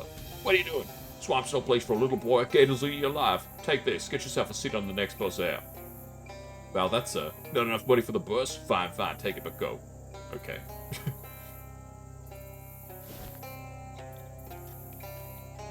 It's a grumpy-looking pilot. Seems like you got a problem here. Huh, you think? Yeah, 3 kinds of problems I got if you don't count the headache. My plane being stuck ass downward in this swamp is the most obvious one. Anything I can help you with? My name's Kazuya, by the way. Rhonda Rasmussen. Yeah. Hi. And yeah, if you got some time on your hands, you bet your buns I can use it. What happened? I'm looking to be the first to fly a plane all around the swamp in one go, see? Nearly made it too, but first to fly nearly all the way around the swamp won't be making any newspaper headlines. Now look what I got. A plane half buried in the muck, tainted fuel, and if I get those sorted out, there ain't gonna be enough runway for me to get flying again. Your plane seems real stuck. Oh, you noticed, huh? Yeah, it's sticking up out of the ground here. Right, yep, it sure is. The way Rhonda's staring at you makes you feel a little uncomfortable. Oh no, I annoyed her. What's wrong with your fuel? When I landed, the fuel tank got full of swamp water, which I don't know how well versed you are in chemistry of aircraft fuel, but not good for it? Not good for it. So I siphoned the tank dry, figured it wouldn't be a big deal since I got a can of backup fuel. Ooh, let me guess. That's full of water too? Ain't nothing so bad, it can't be a little worse. Can that be fixed somehow? Well, technically, yeah, it just needs to have the water distilled out of it. I don't have that kind of equipment, though. Maybe I can dig something up? That'd be great. Any basic distillation setups should do the trick. It ain't rocket science, just airplane science. That's a much slower kind of science. Here's the can. See what I can do. What's involved in building a runway? Well, enough tar and macadam. I could slap down a quick and dirty runway. Dirtier than quick for certain, but it'd be good enough to get me out of here. And I got plenty of tar, but... Where'd you get that barrel of tar anyway? You know what? Funny story. But anyway, I need a load of macadam to go with it. What's macadam? It's like gravel fuss budget. For my purpose, I need a load of rocks exactly 3 centimeters across. That isn't many rocks.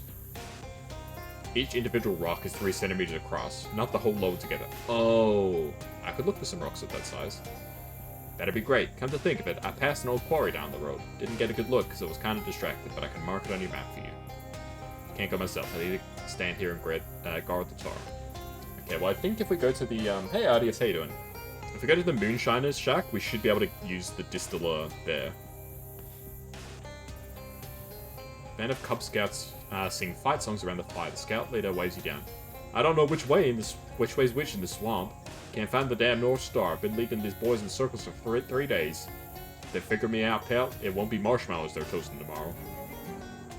You reminded that the directions north and west were effectively switched to the turn of the century, and he ought to be looking for the West Star. He slaps you on the shoulder. Got it. I'd like to see him disrespect me now. He turns and walks face first into a beehive.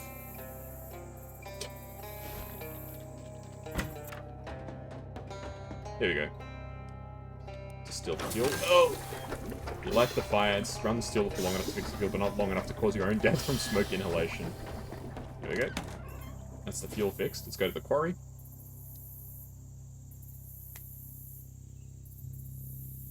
This is just the same thing we've read a couple times already. Just get some spores.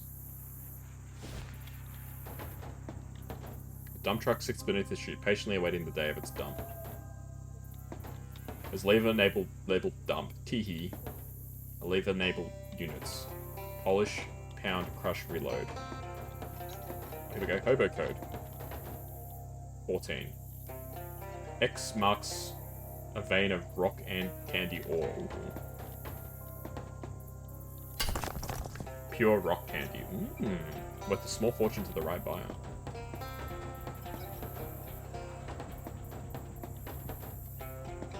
Okay. Pound. Nothing happens. Polish. Nothing happens. Crush!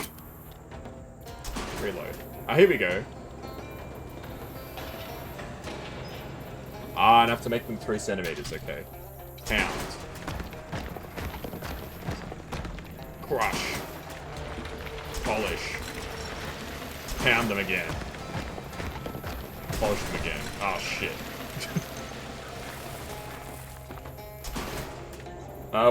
What's 3 centimeters in inches? I think it's like 1.5 inches, if I'm not mistaken. Pound. Pound. Crush. Polish.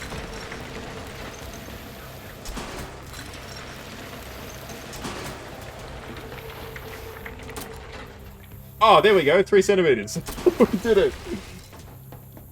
Alright, driving back to Ronda. You don't know who this truck belongs to? Yes, really. You're just gonna steal it? You know that's a crime, right? I'll bring it back.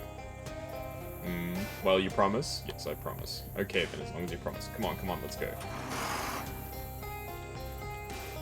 Hello again, Ronda. Got your fuel cleaned up. No shinola? If there was any in there, I think I got it out. Let's have a look. She opens the can, pours it into a wine glass, swirls it around while peering at it closely. Well, look at that. No legs at all.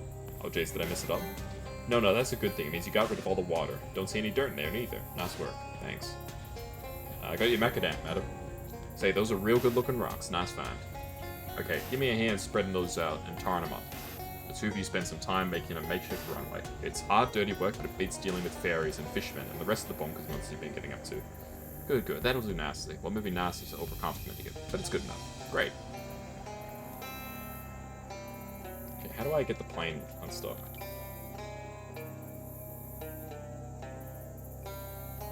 Telekinesis.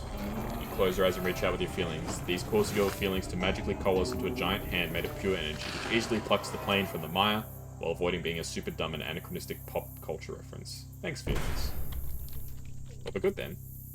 I got your plane unstuck. I saw that was a hell of a trick. I gotta say, I'm duly impressed. Aw, shucks. She's still caked in mud and weeds and all, but I guess that comes with the territory. In a real literal sense, nothing a little elbow grease can't correct. Plus maybe a little regular aircraft grease. I guess you're all set then? Looks like it. Got my plane, fuel, and runway all sorted out. Thanks a ton. I couldn't have done it without you. You know, you could have a career in aviation if you ever decide to give up.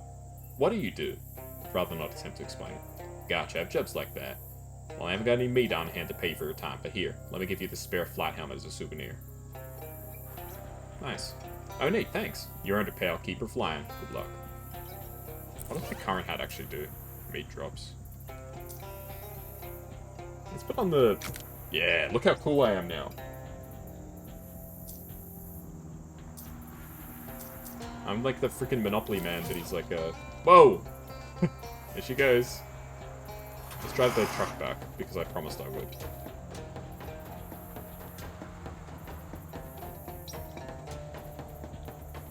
Yeah, I don't want to touch this shadow stuff anymore. It's like bad news bears. Let's go back to Ocean City. Call Dante, yes. Hallo, en formel groten aan u. This is freaking Dutch. Mijn naam is Don Toblerone, en ik spreek u aan de telephone. English. Dutch is nearly English. Endeavor to not be so culturally unsophisticated. It'll impede your personal growth. Anyway, your submarine boost is safe. Bravo. You're certainly to enjoyify it. It is our newest vintage. Your next assignment will be to renovate an elderly and formerly abandoned radiophonic transmissal station. Renovate? Renovate it such that it no longer contains any vampires. We are apprehensive of the possibility that they will use our equipment contained therein to drop eaves upon our privational communications. Well, I certainly wouldn't wish that on anyone. But whatever I know the place you mean, I've already cleared the vampires out of there. A fortuitous revelation, your expediency is really off the charts, so to speak. Your payment shall be delivered to your bed-adjacent furniture forthwith. You hear someone opening the window in your bedroom. Swell. Radio. Let's tune the radio. So we've got 3 now. I still haven't figured out this fishing rod business. It's still available, so I think I talk to you.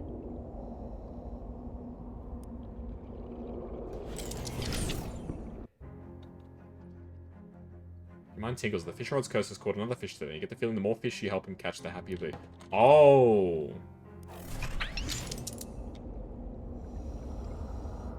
Well, I think I've caught each of the fishes now.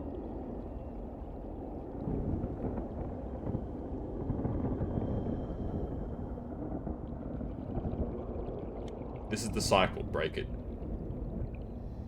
Really? Alright. We broke the cycle, guys. Is it uncursed now? It is!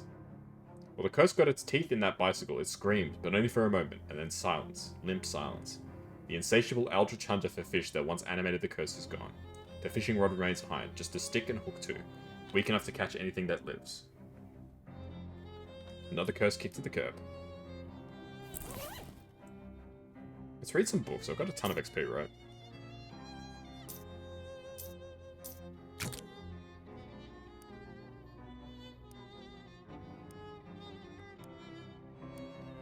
I've got heaps of XP. I just got a massive amount of extra meat drops. Plus 100% meat drops, damn.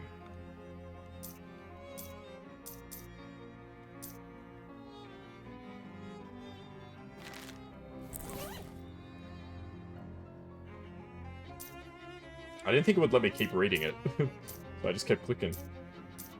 I probably should upgrade Mind Melt. It seems like a good idea. I can upgrade this skill. Yeah, once you finish with the book, it usually takes away the book.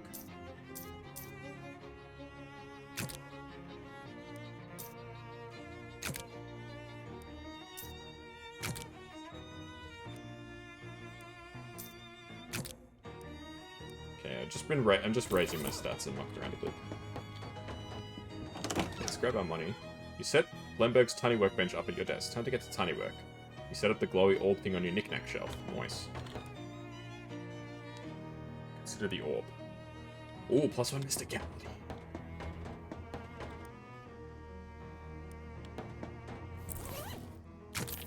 $800 meat. Nice. Ah, now I can craft in my room too.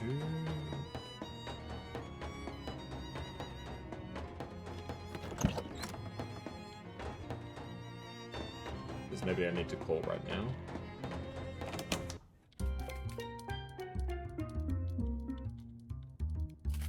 Found this case of whiskey, tequila, bass oil. Sweet. It's 2 of the frat guys you helped out earlier. The guy was looking for mesquite chips and the guy lost his jacket.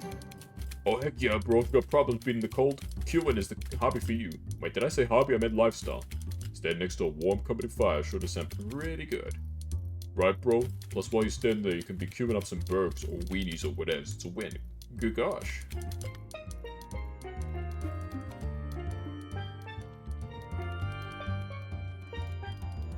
Yeah, with some healing items too. Let's go to the hobo camp. Let's see if there's anything new there.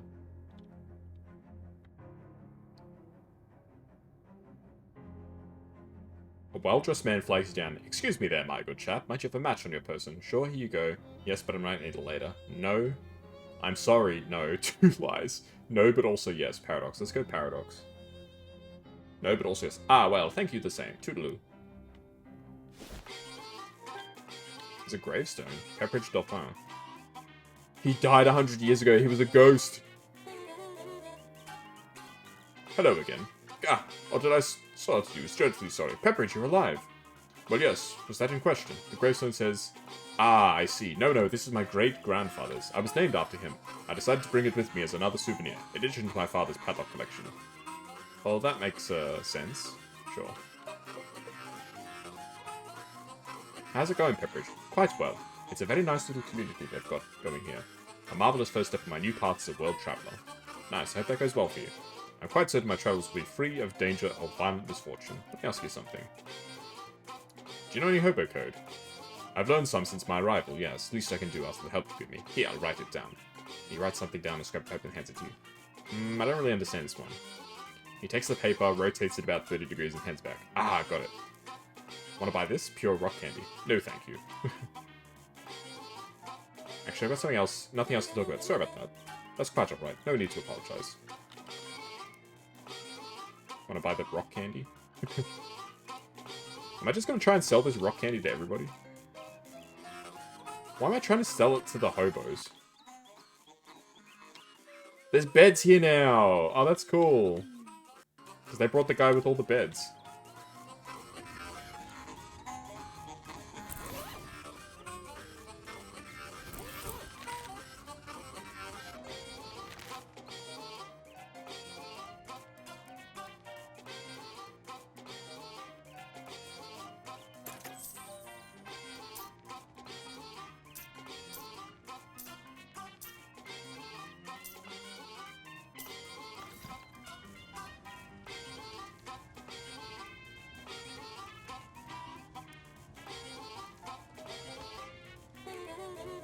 Yeah, this guy just mumbles.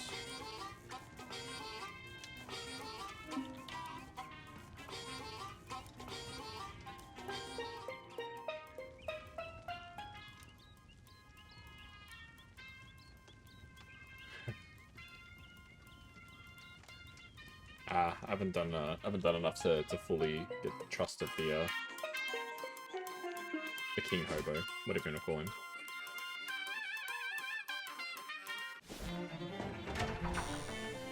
Okay, I'm gonna see if I can find out.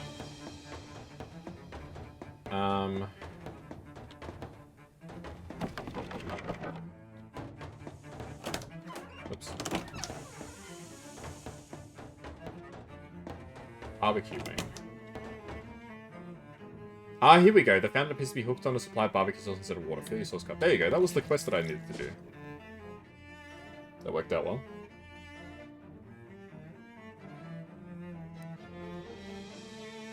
There you go. This guy gave me a fuse. Very nice. Tear its head off. 9 muscle. Can I get 9 muscle? I don't think I can.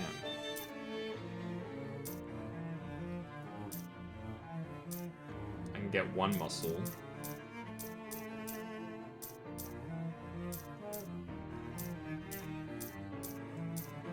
Well, now that I know I need 9 muscle, I can go back there. This guy wants, Here you go, Floyd. 1 serving of barbecues. Oh, holy cow, thank you! He takes a big sniff of the sauce. Ah, sweet and smoky, just like Dad used to make. Well, just like the machines that Dad's factory used to make. Dad was just making sure the rats didn't unionize. I'll enjoy. I sure will, thanks for your help. I need to figure out how to get 9 muscle now. Check the fun house. Get some meat.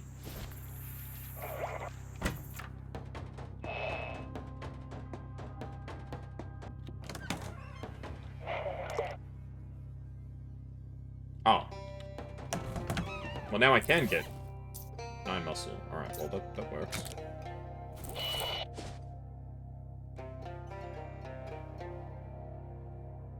SAT.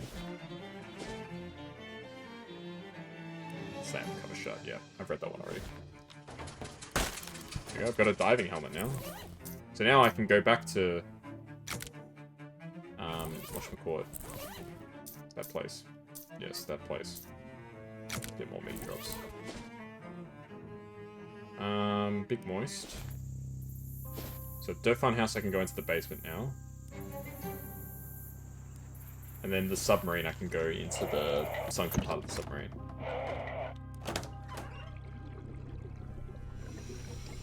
The box contains the right amount of air to float like this. Nature is really glorious. These dry goods have been forced by circumstance to no longer refer themselves this way. See if there's anything good. And of rusty choice. Okay.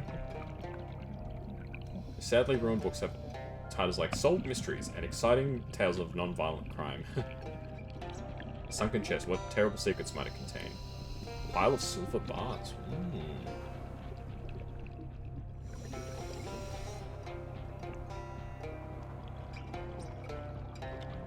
Knowing what this machine is hooked up to the water supply or not. Look inside. Clammy scarf. +5 hot armor. Far out. That's a lot of hot armor. Alright, let's go back to the mob sub.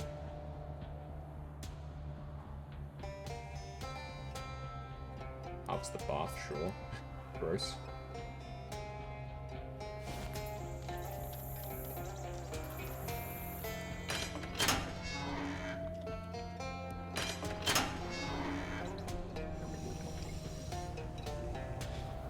Barnacles, rust remover. Pile of silver bars again. Damn.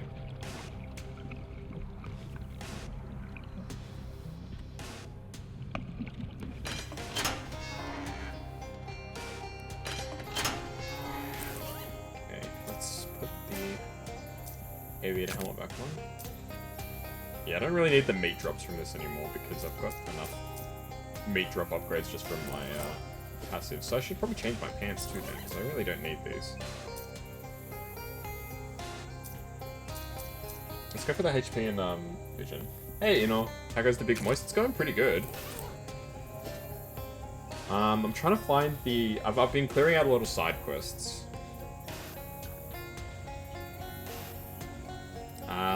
11 radios, I've done 3. Talked to the couple sitting at the bus stop. Will Hunter asked you to paint 3 dirty fences. I haven't been able to find any fences yet. You think the small drat is worse than the big moist? You hear a commotion or perhaps a tussle or a good old-fashioned ruckus nearby. Investigate, you find several vampires have a gator man pinned to the ground and be attempting to vampirize him. Grah! Hold still, will you? His neck is all scaly and tough. Did someone bring a drill or a can opener or something? Let's interrupt. Hey, leave that gator man alone. I won't stand for your vampires going around inflicting your undeadness or disease or whatever it is on innocent people. I think it's a disease. We aren't undeads. Not like a zombie or skeleton, anyway. Hey, the last necromancer was killed decades ago.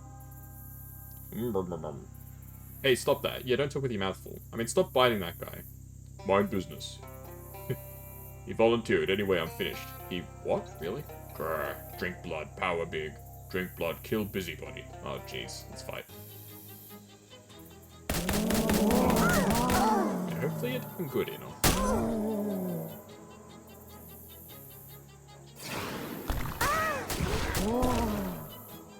Yeah, we should be able to kill these guys with that. We certainly have enough actions. I don't think we're too worried about. But I think I've still got another AP. I've got still one more AP. I can't quite kill them both. Actually, I can kill them both. Never mind. Because I also get to do my regular attack.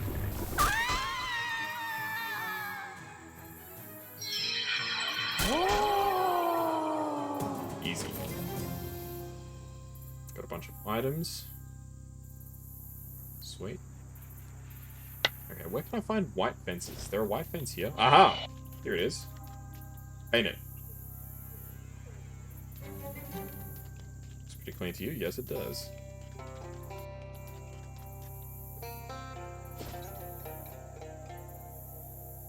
No, it's the same thing. Alright, well, we'll fight them again, I guess. I don't mind fighting these guys again. They were easy enough the first time. Oh, there's a bat this time! Why is there a bat this time? There wasn't one last time.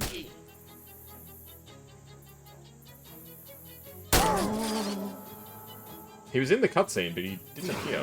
Weird.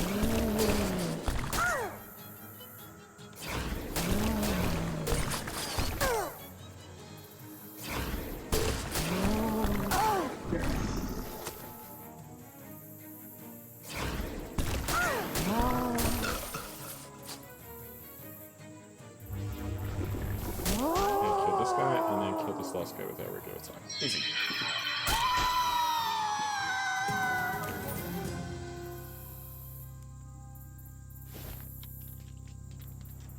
Oh, are these the guy? These are the people. Are you Tom and Kathy? Tom Chapman and Kathy Tracy? The boy nods slightly. He can see you've put in the work to remember the surnames, and though you might be at cross purposes, respect his fate. Who wants to know? I do. Isn't that obvious? Take a last look. We're on the next bus out. Your folks back home think you were kidnapped or eaten. That's so utterly typical. They can't even conceive that someone might not want to live the same little largemouth bass life that they do. It's not even a life. Not for us, it's not. The kind of life we want to lead, it's only possible in the city. What kind of life is that? We're going to start a business making wigs for judges. Is that a job? Is he? Are you? Ha ha ha ha. I don't think judges wear wigs in this county. In this country. It's going to be an international company. That's where the money is if you know anything about business. I need to take you back to your parents. Hail to that. You need to take us back like a bass needs bones. We're not going back, pal. Not never. Largemouth Bath and Sons is a trap. All they can never do is repeat the same old toxic patterns that our fathers did, our grandfathers did. Debone the fish, rebone the fish, debone the fish. What's the point? It's a mindless life and it's never going to change. No, pal. Not for us. Better to die in poverty than to live a largemouth bass, deboner, or reboner. Unfortunately, I was hard to bring you home. Listen, friend, we're not going back. There's nothing and nobody that can make us. Let's not do this the hard way. Oh shit, it's the freaking, what's he called? What was his name again? Occam's Gator, that's right. No, Occam's Gator, you have no power here. Occam's Gator, that's a real guy? Occam's Gator is why? He's the bane of our lives, our family's lives. He has haunted, tortured us before I was even born. Can he be reasoned with? Back. Did you just say back? Miserable back. We'll be miserable if we go back. The gator sneers. To your surprise, the beast apparently has no intention of killing or eating the children. It means to return them home to largemouth bats and sons. But why? Why would it care? Do you want them to be miserable? Oh yes, miserable back. I don't know what Occam's Gator wants except our whole family to be miserable. I don't know why it torments us. What's your problem? Misery. You just want to cause misery? Bass misery. Largemouth bats and sons specifically? Why exactly? God. What? God? Misery God. You have a god that wants to cause misery to largemouth bass and sons? Amen. What's your god's name? Occam's Gator. That's him. Now you leave these kids alone. Thank you, but there's no shaking Occam's Gator when he's got his mind set to a thing. Mindset. There's gotta be a way we can work this out. Violence. Apart from that. Violence, misery. Let's change his mind. The monster abides by his own obscure ethos, but perhaps you can outthink him.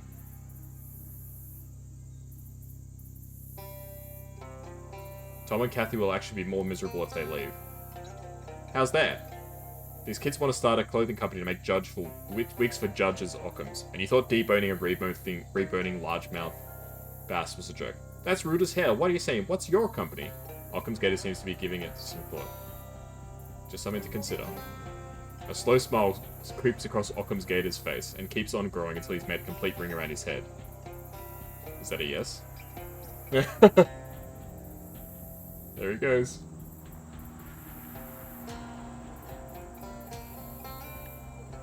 I don't know what to say. Nobody's ever stood up to that thing before. Dad even tried giving him a cut of the business to leave us alone. You mean what you said, though? That we're gonna be miserable making wigs in the city? Yeah, almost definitely. Huh. We're doing the right thing. If I was 100% sure when we left, I'm now 98% sure. But still, that's very high. Yeah, that's pretty high. Well, thanks anyway, mister, for getting Arkhams to take a hike. Except the mate and not a Tom. Plus 10 max HP, regenerate 3 HP a round. That's really good. I know it's not much. Oh hey, but we want this free sample. Enjoy that, but mind you don't combine it with the jury's wig and the executioner's wig. Nobody should have that much power. Hold on just now. Are you still trying to take us back to largemouth bass? Yes, I'd still very much like to do that. Oh, get out of here. We're not gonna do that. No, no way. If this run-in with Occam's Gator has taught me anything, it's that life's too short, and it's time for me to Kathy to leave home and write our own story. I thought that's what you were doing from the beginning. Before, I was 100% sure this was a good idea, now I'm 101% sure. Me too. Goodbye, then.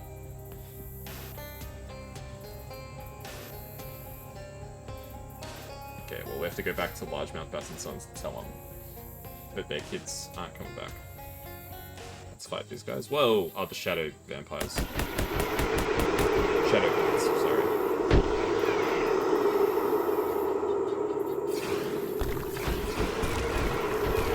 noise they make when they get hits.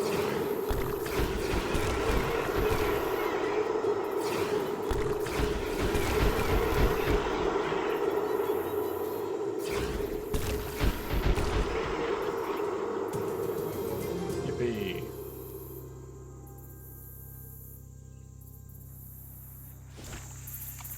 So I think I went up to this one, yeah?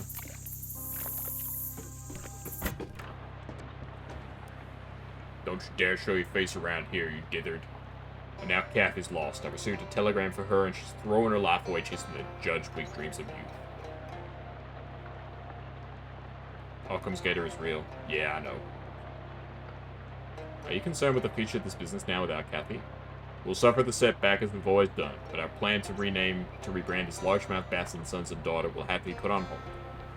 A pity. The name rolls off the tongue, which would be appropriate, as that's how we slide the fish's bones out. Any chance I can still get that fishing rod? I would sooner give it to the bass themselves. Fair enough. God knows what they'd do if the fish got their flippers and that sort of technology, though. I don't mind telling you, I think we'd be dead in a week, or working for them. Sorry about your daughter. I hope she'll only realize the mistake she's made. Her mother always told her, don't throw your life away for a man like I did. Meaning you? Huh. Now that you mention it, I wonder. Is that it? Yep, that's it.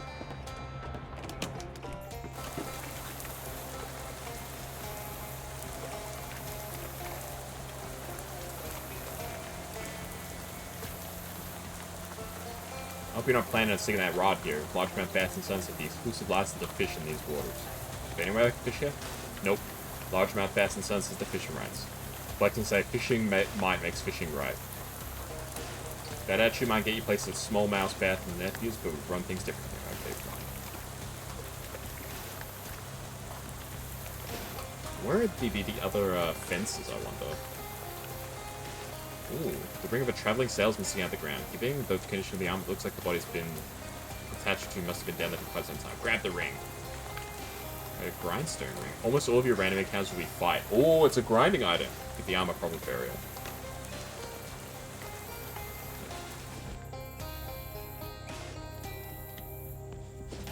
Where can I find more fences, I wonder? Gatorman Village?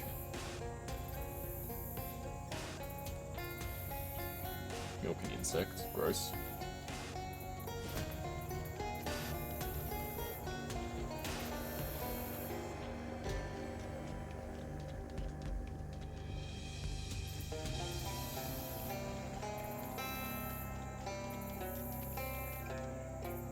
Muscle. We can get another point of muscle.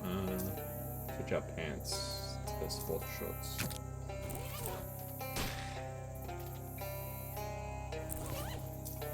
We can get another muscle from this.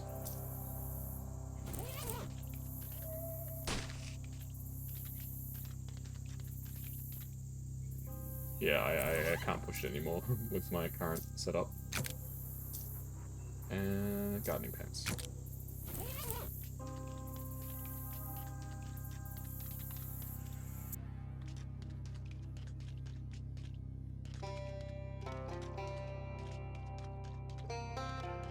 I never figured out what this business is all about. Let's go inside here and see. Still fascinating.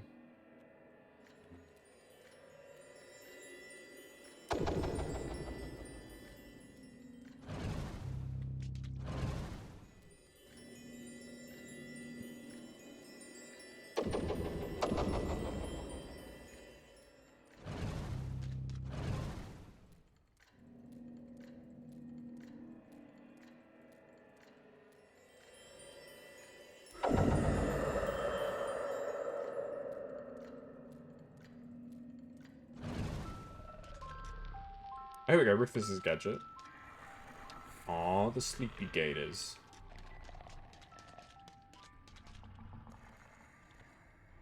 Ah, that's the way we get into this thing.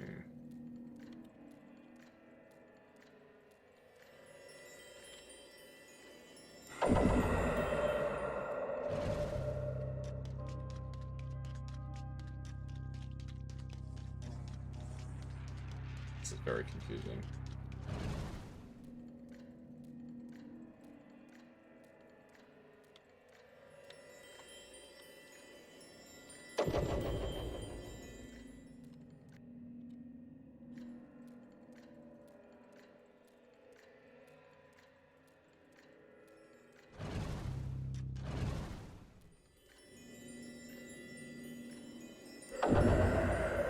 This one moves the portal.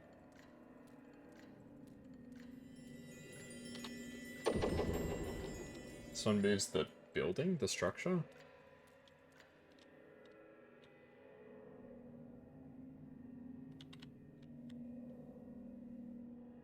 It's trippy, man.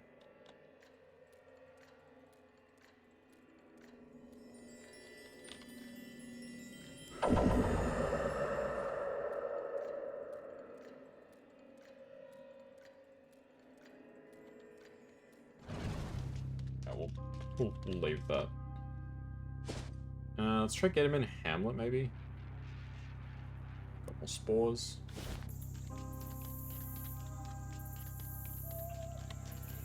There we go.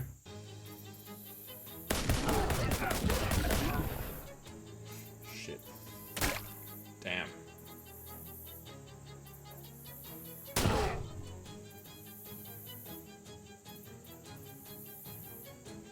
Okay, we can kill this guy with one turn. Damn, the mind meld is pretty strong. Well, against the right enemy. Use it 3 times on this guy, and then our regular attack should kill the last guy.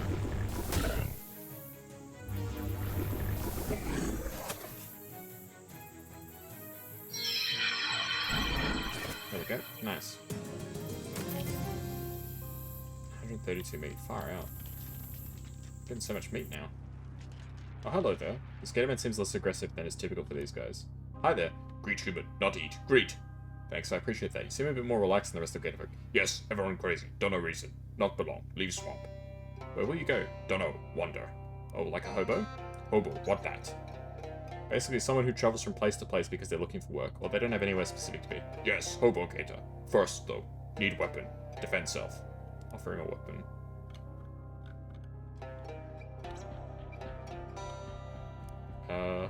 Hobo code? Hobo code? What that? Alright, you wouldn't know any yet.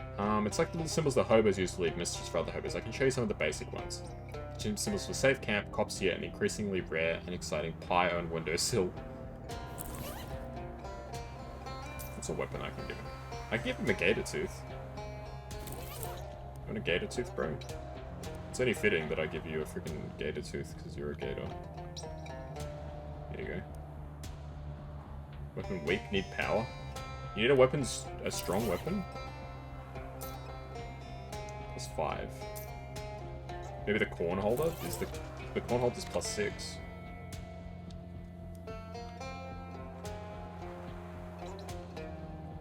What's the corn holder at? Is this good enough? Ah, there we go. Yes, good. Weapon strong. Safe now. Thank human. No problem.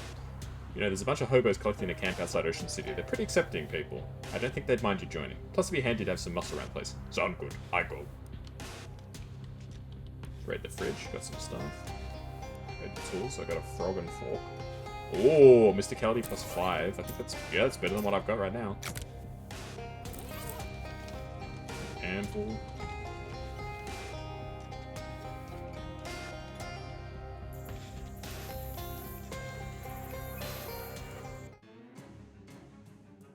The hell's this?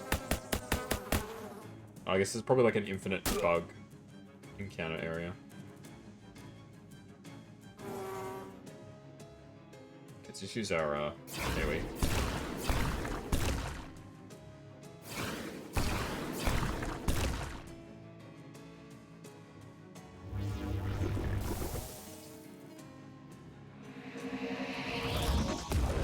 Oh, whoops. I didn't mean to use that, actually. Oh, well, that's fine.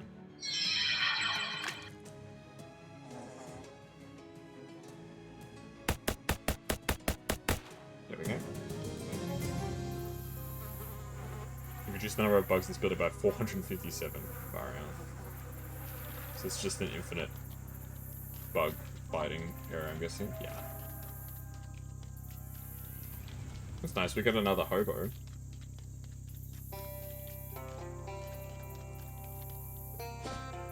Okay, I guess we're going to the Gatorman Fortress. This guy needs directions.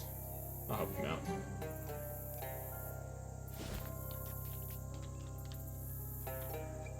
These Gatormen aren't doing enough damage to each other for it to seem like a real fight. If they're just sparring, with the how Gatormen argues work. The way they aren't paying attention to you. Let's sneak past.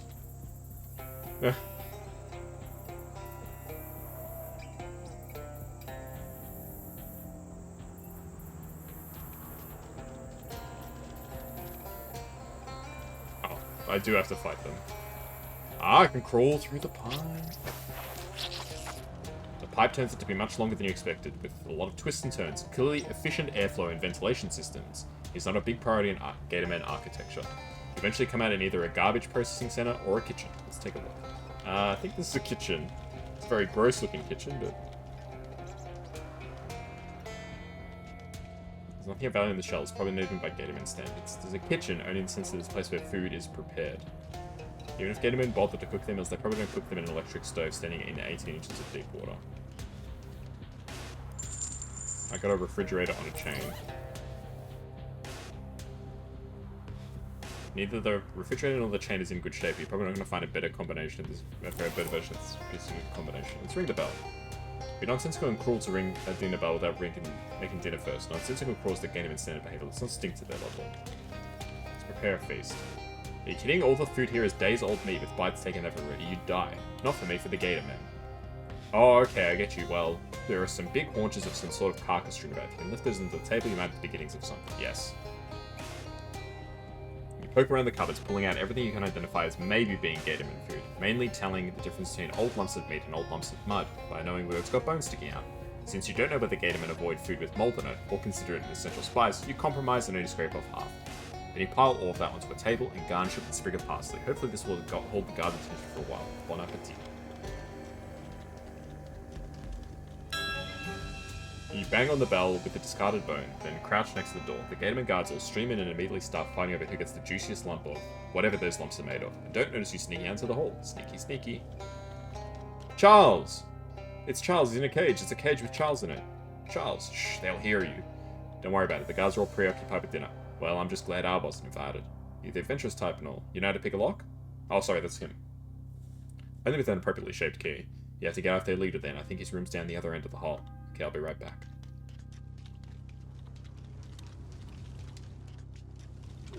Another anvil. Ooh, we can fish. Let's fish.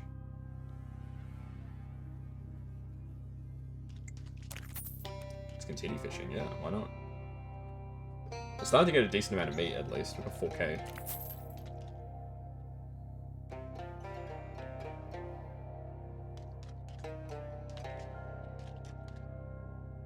Any shoes? I got the wide loafers. Got some chain. I got a chain and a fridge now. Okay. Hey, go away.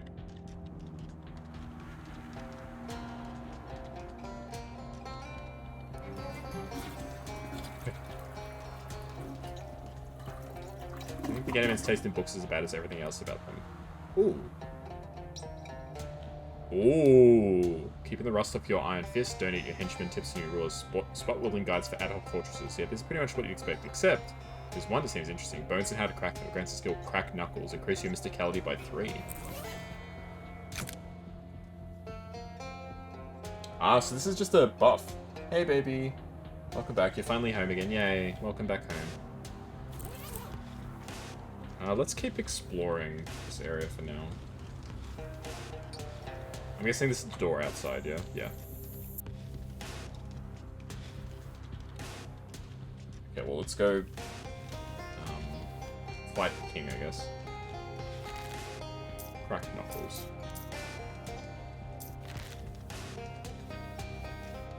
Yeah, attach the chain you found. That ought to do it. Find down. Property, private, scram. You know what this object is, but it's got blood all over it. It's an altar. It's a weird pedestal. Touch it.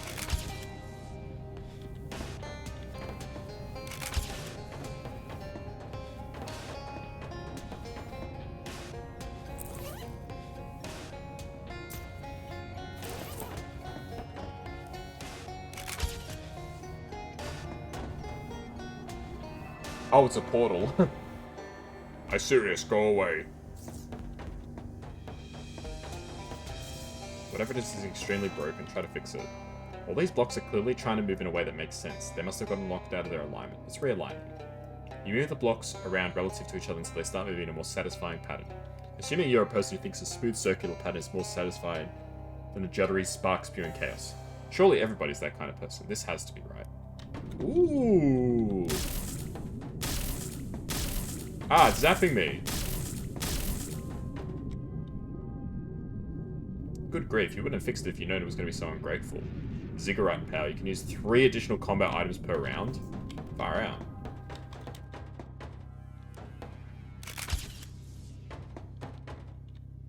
Three additional items. I mean, I don't really use items. I'm the type that doesn't really use items in RPGs. Oh, here we go. Is this some kind of ancient temple guardian or something? It's shooting out a bunch of tightly focused beams of light that science doesn't have a name for, but you can probably assume you don't want touching you. Avoid the beams. Oh! Look at me go.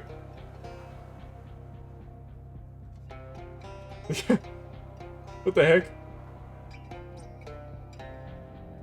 Oh.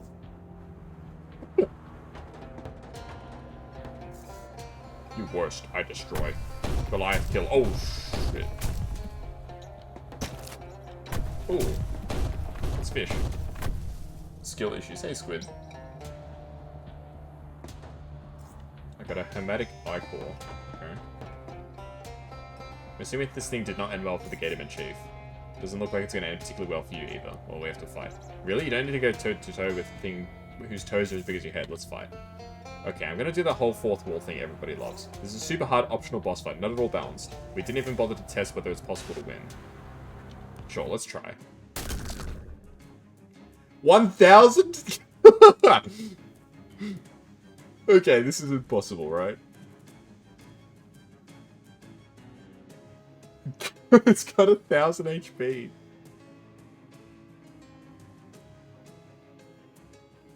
Well, yeah, I guess this isn't possible. Let's crack my knuckles.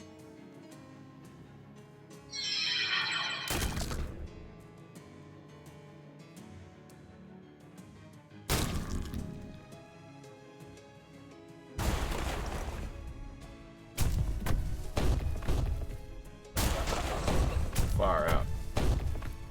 Yeah, now these guys are just gonna run away, right? I'm out of here. Oh no, he's gonna try and fight it. Parker Garcia. Oh no. He gets stronger every turn. Damn. Got the effect angry. I'm angry. Okay, well, search the puddle. You poke around in a mulch until you find something that looks more or less like an old iron key, except kind of blurry. It sizzles and twitches in your hand as you pick it up. Oh, cursed key. This has to be the key Charles mentioned. You look at that hulking Goliath at the end of the hall. There doesn't seem to be anything beyond it, and it looks like it could squish you in an instant. Best go back and unlock Charles. There we go. Unlock the cage. You found the key? I think so. It's kind of weird, though. Yeah, I don't like the looks of that at all. I bet dollars to donuts it's the artifact we're looking for. It couldn't possibly be the key to this random Gatorman cage in the middle of nowhere then, could it? Well, it might have some kind of key-related powers. Normally I advise against using it, but I don't see any other way out of this mess.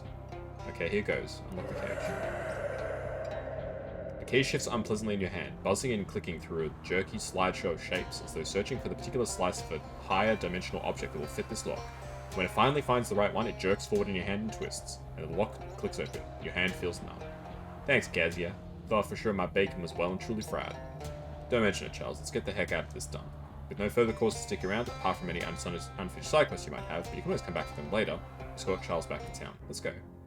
Kazuya, you found the cursed artifact and brought Charles back home safely. I can't express how grateful I am, though I don't know what we'd do without him. Thank you so much. It wasn't nothing, but you know.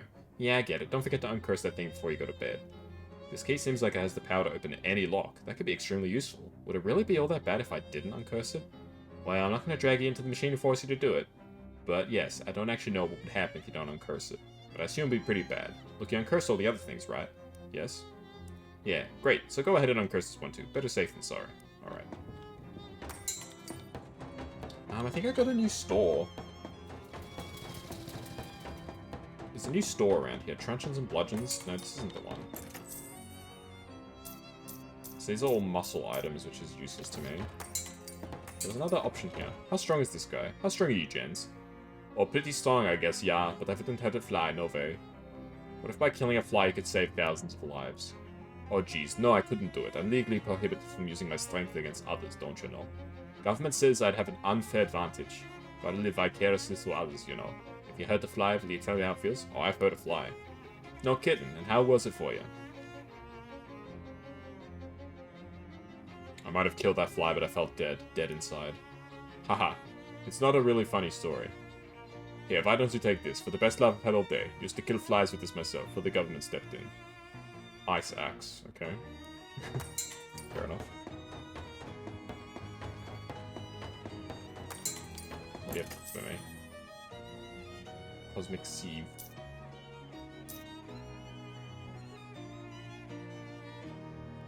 Deals 4 damage to all enemies. I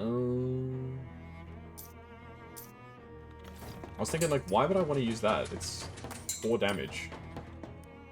And this Kazuya. Pleased to meet you, I'm Albert. Why aren't you wearing a hat? Ever heard the phrase, familiarity breeds contempt? Gotcha. Driving cap.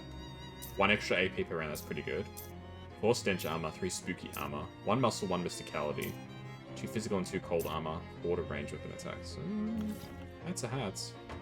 Don't really need any right now, though. What did I get? Oh, ziggurat power. Any newspaper articles I unlocked? Oh, here we go.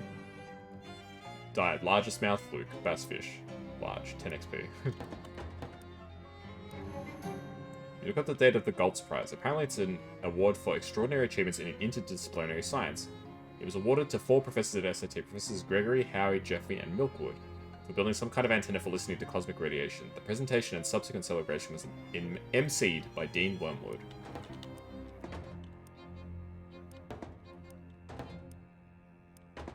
Yeah, I get XP whenever I read an article that I haven't read before, so I'm just seeing if there's anything new. Oh, there's a new one. You find something interesting.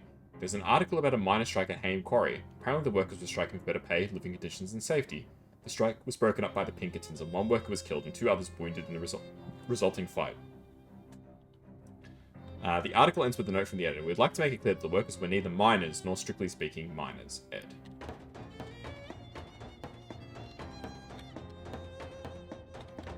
Yeah, that's what used to happen back in, like, the 1900s. They would actually, like, send, like, private soldiers, basically, into, like, beat up people who were trying to, go on strikes and stuff like that. Here we go. Unlock Fireaxe.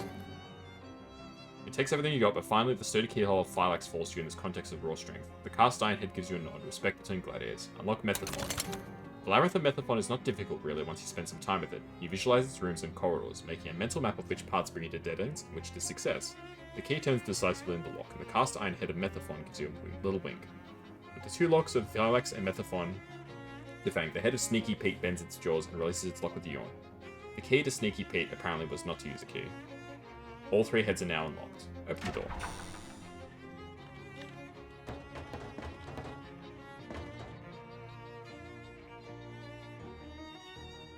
Standing by the couch register, you fantasize about what it would be like to have a service job instead of whatever you do. I work at a gas station, restaurant, and a quarry, that's true. Oh, that's right. Open the cash register. The drawer is sealed shut, and there's no obvious way to open it. There's nothing you can do with the cash register at all, in fact, other than bang on numerical keys as a toddler might. Let's force the drawer open. The metal drawer comes loose with the firm pull of your powerful horse hands, but your doing so triggers the bank alarm. Whoops. Switch off the lamp. Oh, I triggered the fire alarm! Spark has gone green with age. Today we celebrate our opening of Secure Bus Building and Loan at Plunkett Street, Ocean City. There's no visible means of opening this monstrous vault door. Kick it. Ow. Meat lies the drawer in uniform piles. Take it. 19 meat. Oh my god. Punch it. Ouch. Shoot it. Tie the vault to a car and drive down the street.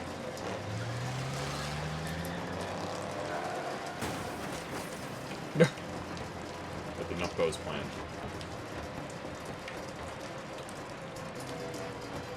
Oh, there's no way to open the vault.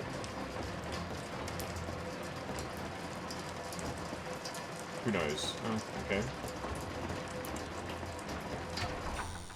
Well, I did get another date. 1899. Aha, July 4th. Today saw the grand opening of a new banking concern, Secure Bus Building and Loan. Residents of Ocean City watched in appalled disgust as during the opening ceremony, the maximum security vault was installed backwards, sealing inside their lavings of values for eternity. The bank's chairman reassured worried customers the mistake would not affect operations. What happened next? 10 minutes later, the bank was closed permanently. Banks can't trust them. So the door was installed backwards. So it's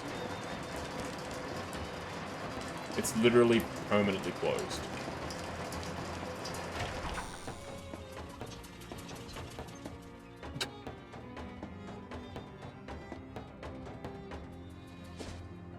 Let's go to the boardwalk. I haven't been there in a while. Let's fight these bozos.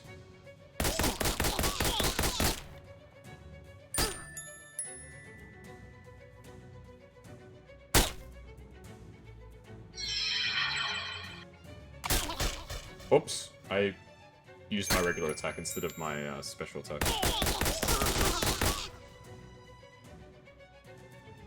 That's fine. Yeah, he dies from my passive ability.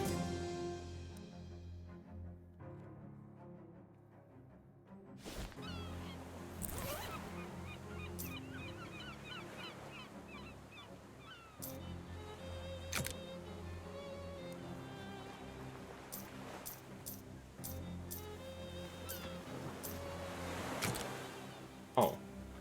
I unlocked a Glockenspiel thing. Where is that at?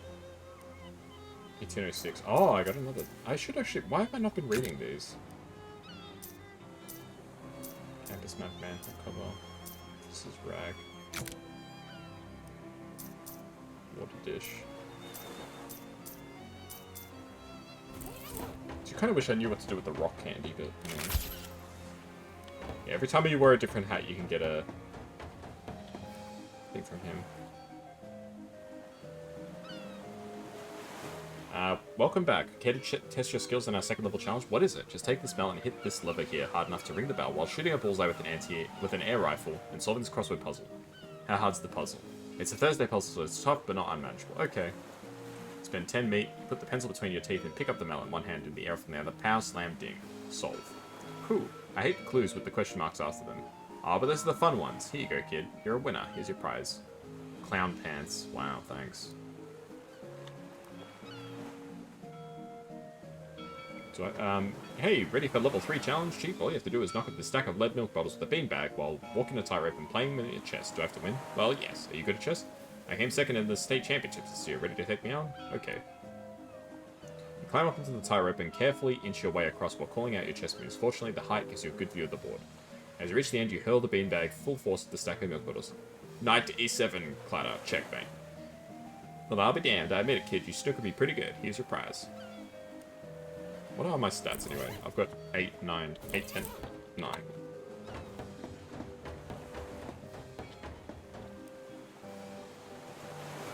Nine stats. 9 of each stat. I can get one more muscle. So we can get to 9 of everything. So rise in your own story. Past the halfway mark to glory. Ready for challenge number 4? What is it? I need you to use 3 baseballs to knock over that row of 4 wooden ducks. Punch a hole through a sheet of 3/4 inch plywood with your bare fist and translate a random section of the Brothers Karamazov from the original Russian. Jeez. Come on, don't check out now. Okay. You carefully wave one of the basketballs in one hand while stretching the knuckles of the other, and scanning the page of dense Cyrillic characters. Then you take a deep breath and make a fist. My heart disagrees, but whatever, I'll drink with you. Quack, quack, quack, ricochet. Take a deep breath. That's Russian, I don't know how to read that. I want a brawl. Punch, quack. Bravo, not the usual way that last bit is translated, but I'll take it, and give you this in return. A wind-up monkey, okay. What do you want now? 11 to all stats now, I'm not even close. Put on my aviator helmet again.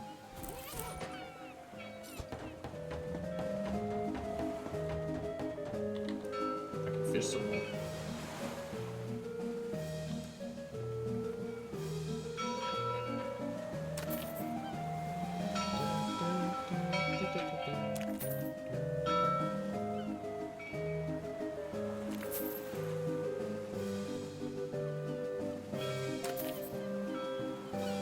Is that a mysterious message in a bottle? The message is all screwy. Bakes, opera, diary, Hanoi, inert. Bakes, opera, diary, Hanoi, inert. I don't know what that means. But I did unlock a new area, Gideon's.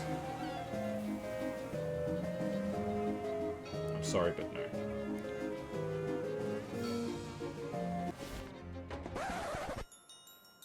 As soon as they notice you, these Glocklins start playing a menacing tune on their glockenspiels. Well, as menacing a tune as it's possible to play on a glockenspiel anyway, which is honestly not particularly mentioning, but their intent is clear. Hi, hello, what want you? Well, I want to talk to your boss. Have you an appointment? No. Can I make one? No. I want to look at that building behind you. The old glockenspiel shop. That is our hideout. You are not allowed. Please? No, it is only for gang members. That is the point of a hideout. I want to buy a glockenspiel. You have good taste in musical instruments, but our glockenspiels are not for sale. Oh, come on, everything has a price. The price of a glockenspiel is no meat. 9 meat? I'll pay you 9 meat for one. That joke does not work, even. I want to fight you.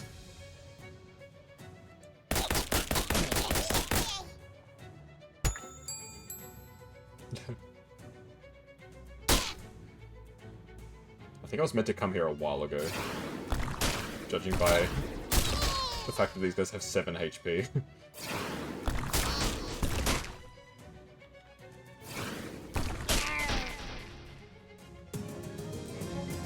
Part of the Glocklin hideout is now unobstructed.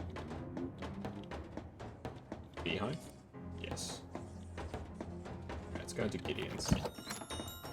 Oh, look at them go. Oh, he's the boss. This goblin looks a bit tougher than the others. Also, they're at the back of the room, so they're probably the boss. They look both delighted and outraged to see you. Since that's a tricky combination of emotions to imagine, let's go with excited. As you step up closer to the goblin, you notice that they appear to be wearing authentic German lederhosen, rather than the makeshift shorts and suspenders get-up the other Glocklins are wearing. Not that you're an expert in traditional European fashions or anything, though. They sneer at you with glittering eyes. So, you break at my house in and beat my guards together. Think you King Gunther, the boss of the Glocklins, defeat? I just want to talk. You think goblins are pretty stupid, I bet. But you have one other thing coming. If I don't feel like having a conversation about goblin intelligence, can I just say yes and we fight? No, I know goblins aren't as dumb as they seem. Oh, yes, what you know you about that, huh? Hey Flyer, thanks for the head pats. Well, I read a magazine article about it once.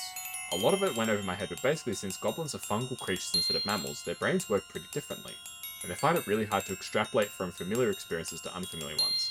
So then when they're dealing with novel situations, they tend to make wild guesses about how they're supposed to behave. Oh, I'm actually surprised.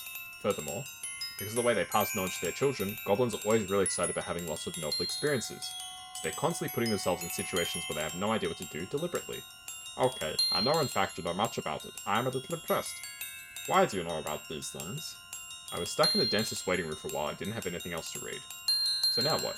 Okay, well, you've proven that true goblins are not a dumb thing, but that was just a rhetorical question. Yeah, I guess I was showing off a little. So, we will have a fight now, yes? All the Glocklins here playing exciting glockenspiel fight music have got Gunther pretty riled up. This might be a really tough fight. Is there a peaceful solution to this? A peaceful solution for you and my home invading? I suppose you want I just leave you. Yeah, I guess that does seem unrealistic. Alright, let's fight. Oh, the bells were really loud, I'm sorry. Oh!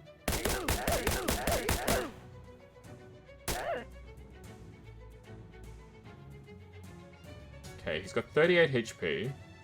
I can do 24 damage with my base attack.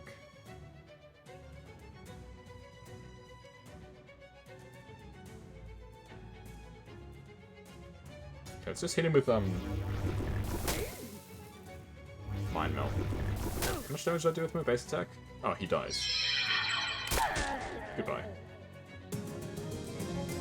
You won. Gunther has spilled his last Glock in that place. He slinks off to some other venture to terrorize with his plinking. It's the Glockenspieler's dusty old catch register. Loot it. 200 meat. An upright Glockenspielers look good in your room. Oh, sweet! Now I have a Glockenspiel.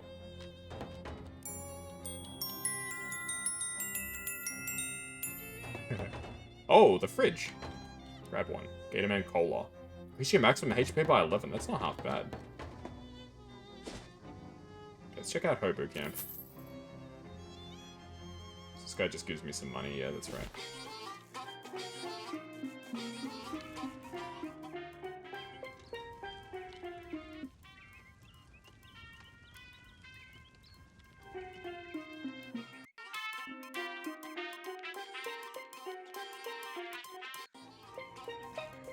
Where's the alligator at? Oh, it's Beardman. Clyde Mossman. Hi, Clyde. Oh, hey, Kazuya, right? Thanks for pointing me to this place. It's pretty great. Everyone's real friendly-like. Nice. You aren't missing the solitude of the swamp? Nope. Turns out it's much less important to me than being able to sit down and not do much. I've been helping out by growing herbs for the kitchen here. Tell me the hobo code. Sure, I picked up a couple signs. Here's one for keep off the grass. Thanks. Wanna buy this? No thanks, I'm a vegetarian. This isn't meat. Nope, but it's a mineral.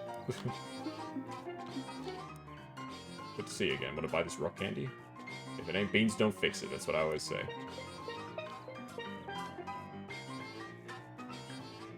Can I sell you this rock candy? No. Nobody wants to buy this candy off me, man. The gator hobo. Ah, hello! Oh, hi, I see you found place. Yes, thanks. Camp good. People nice. Glad to hear it. By the way, my name's Kazuya. Hello, Kazuya. Name Agamemnon. Ask about the hobo code. Yes, I share. It teaches some Campbell's man to consider with hunting and dentistry. You wanna buy this? No thanks. Cavity. Many teeth. Very bad. Okay, well have fun. See you around. Yep, see you, Kazuya. Creamy Steve. Oh, here we go. 500 meat. Hell yeah.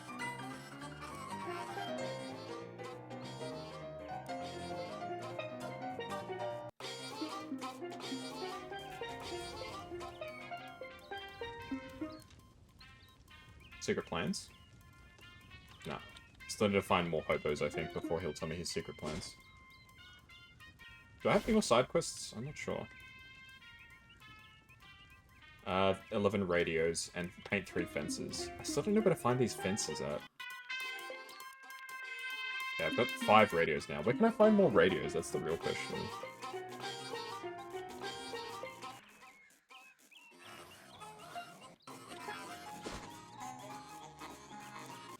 Let's just go exploring looking for radios. Maybe there's one in the lighthouse? Do you have a radio, sir?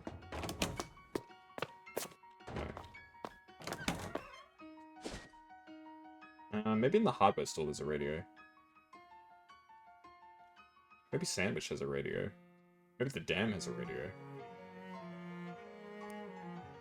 Let's buy a soda, why not? Did I have too much soda, right, guys? Radio back here? Did not. If I go back in the past, do you have a radio now? You did not.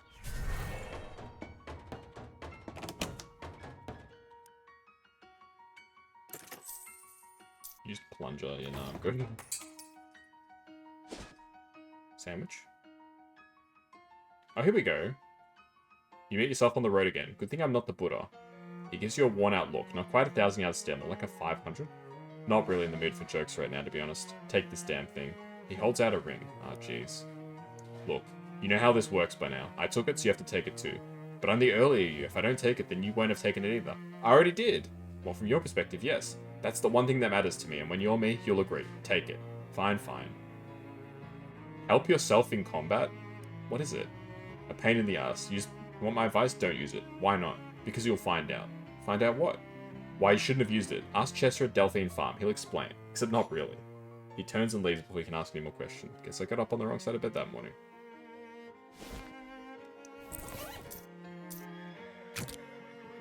This ring only has one side, so technically there's no difference between wearing it and not wearing it. Helps you help yourself in combat. So, I have like a clone of myself in battle? That sounds pretty useful if that's what it is.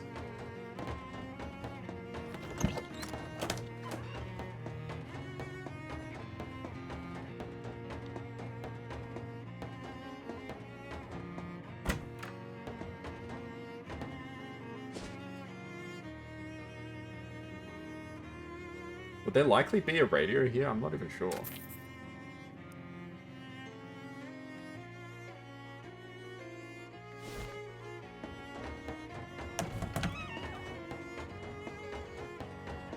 Oh, hobo code.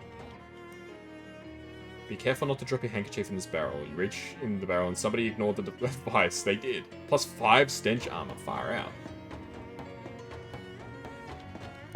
Bang on the drum. Oh, that's a nice sound.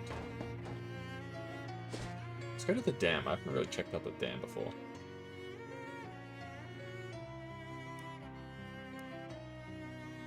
I think I only briefly came to the dam, so... I can fish through this hole in the dam somehow. Got some more meat. I've got 5,000 meat now, that's not bad.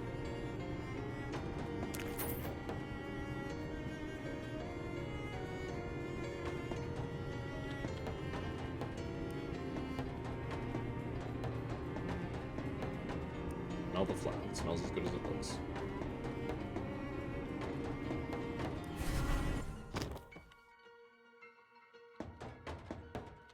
Pipe shoes. Ooh, items.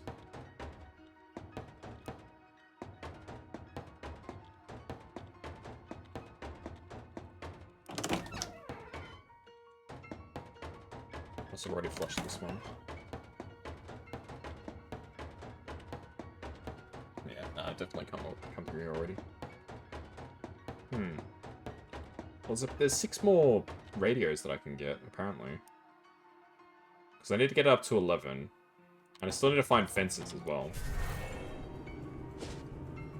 Does the Kalos house have anything?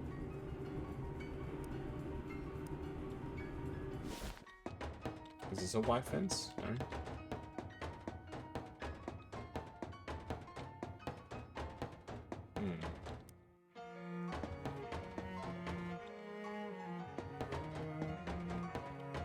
That's the dirt right there.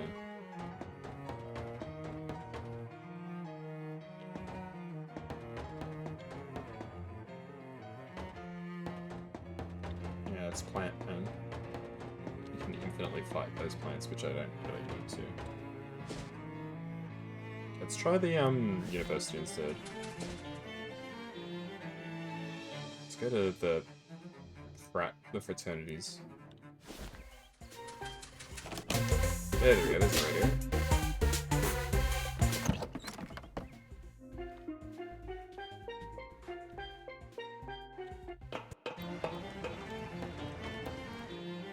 Okay, no, that's where the fishmen were. Already done that stuff.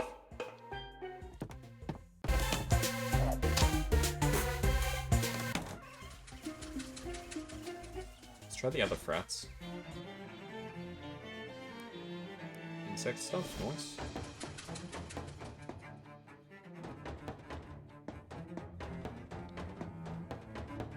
Okay, look at this kitty. Sprig spoon. Plus 1 muscle, that sounds pretty good.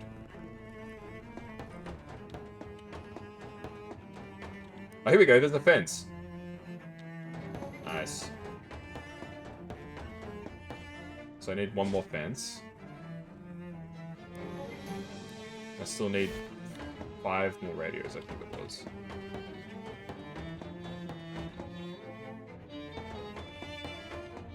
This place is all like turned to stone or whatever. Yeah, they got like petrified somehow. I'm not sure how. Hey baby, thanks for the head pats. I'm not sure when I think I just maybe missed it. Thank you for the head pats. Shit, I know I got run over.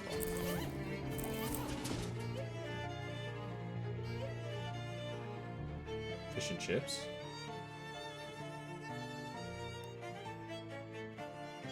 Oh, here we go. You seem to have taken a wrong turn somewhere, unless you were trying to get to a subterranean maintenance corridor filled with steam pipes. Maybe you were, considering it's SIT and all. You turn around and start to head back, but a homemade, well-made classroom-made, probably, maintenance robot turns into view and turns a valve wheel. His hot steam shoots out of a nearby pipe, blocking his like, hey robot, turn that steam up. Boop, boop. Well, fine, I'll do my beep, beep. Oh, come on. Walk through the steam. I've got hot armor. That's fine.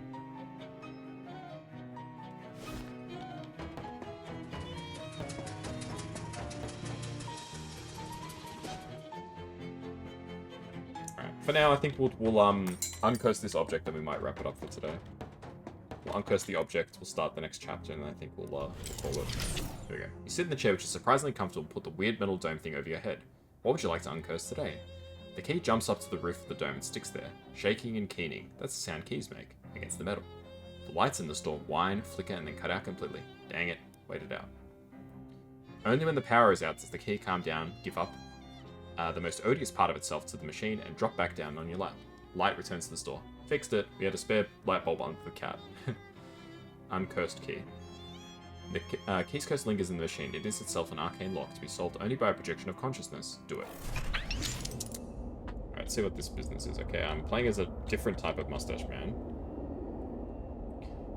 Oh, I'm Poirot. I've assembled everyone just as you asked, Detective. The victim's wife and the 2 men who were present in the passenger's car at the time. I confess the truth of this murder continues to elude me, but no doubt you are soon to enlighten us with your great powers of deduction and observation. May I inspect the body again? No, that wouldn't be fair to the other passengers who haven't had a look yet. I see. But I will tell you again what I know. At 11:13 a.m., the professor dropped dead in his chair after sitting down with his wife for a cup of tea. At that time, Mrs. Ryokenshi and Mr. Andretti were the only other passengers present at the car. Mr. Perry returned later. The rest I leave to you, Detective.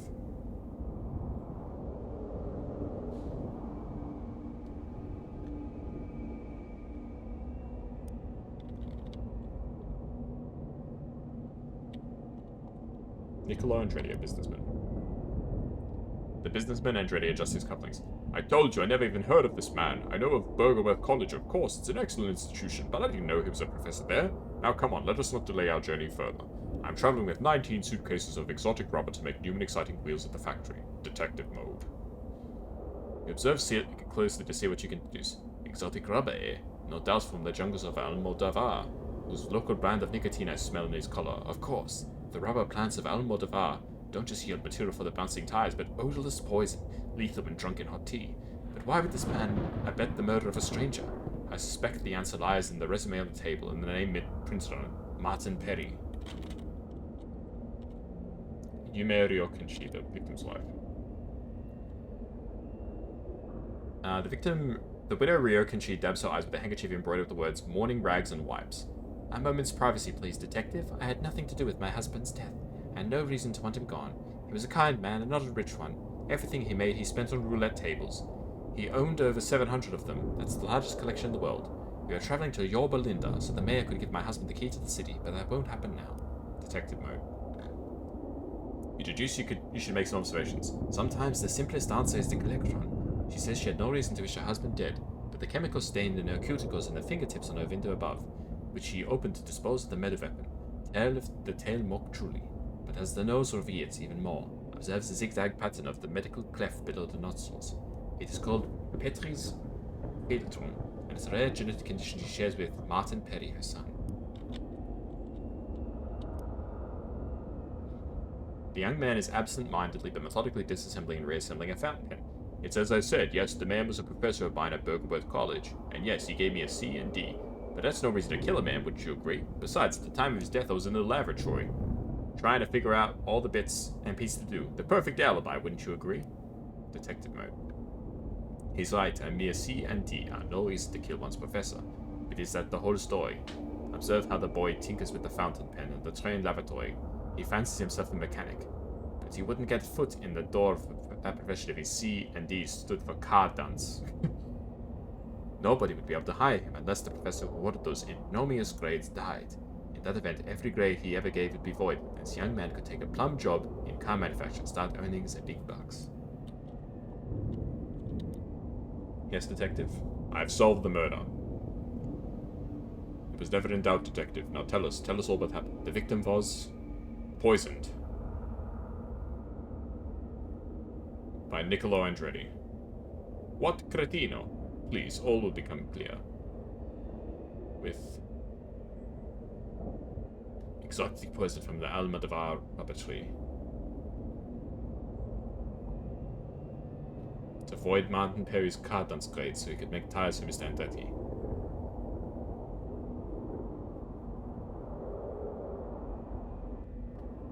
The victim was poisoned by Niccolo Andretti.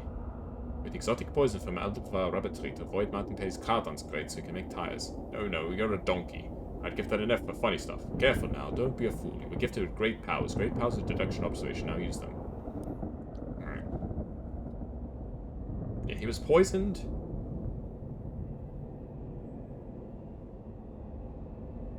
Hang on, no. Let me go through this again. Detective mode.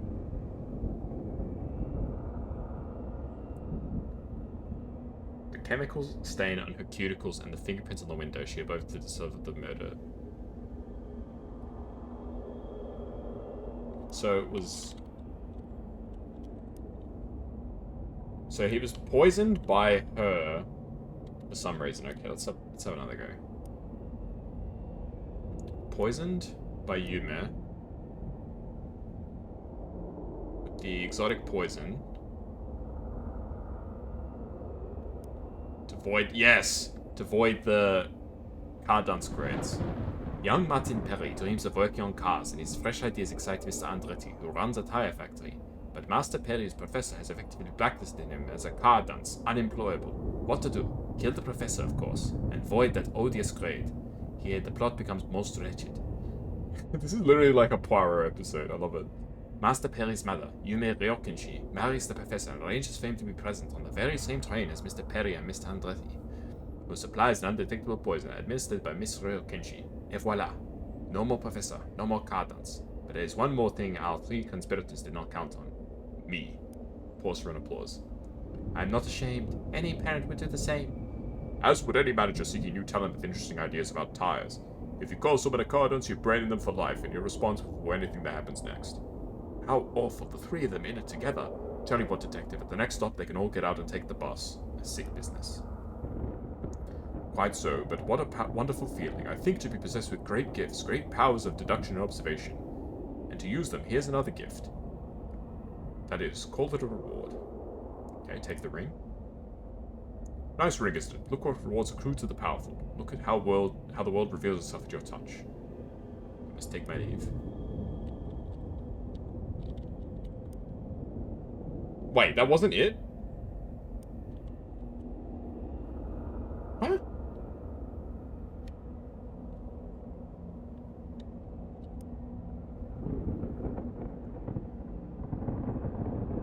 He supplied the poison, but wasn't it worth it? Look at the resume. Bouncier, globular, backwards. The life of one man worth more than bringing... Okay. I admit, I poisoned my husband, but smooth the approach.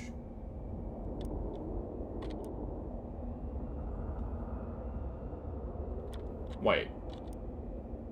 I've solved this murder. What? What are you getting at? The victim was poisoned? By Yume. With the rubber tree. To void the...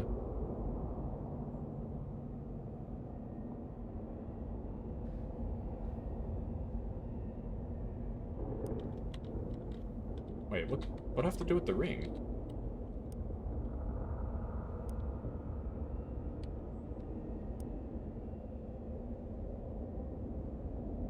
Huh?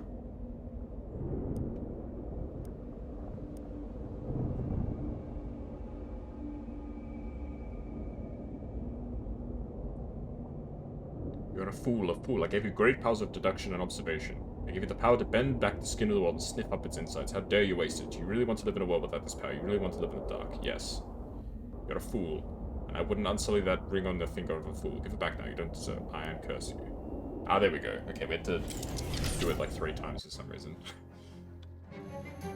Upgrade.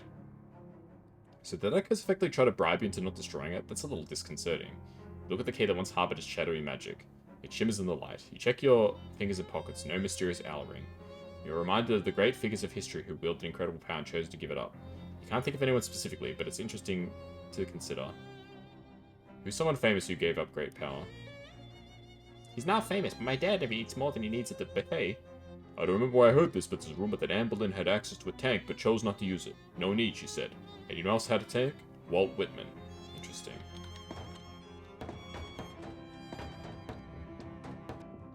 Alright. Time to pick a 4th store.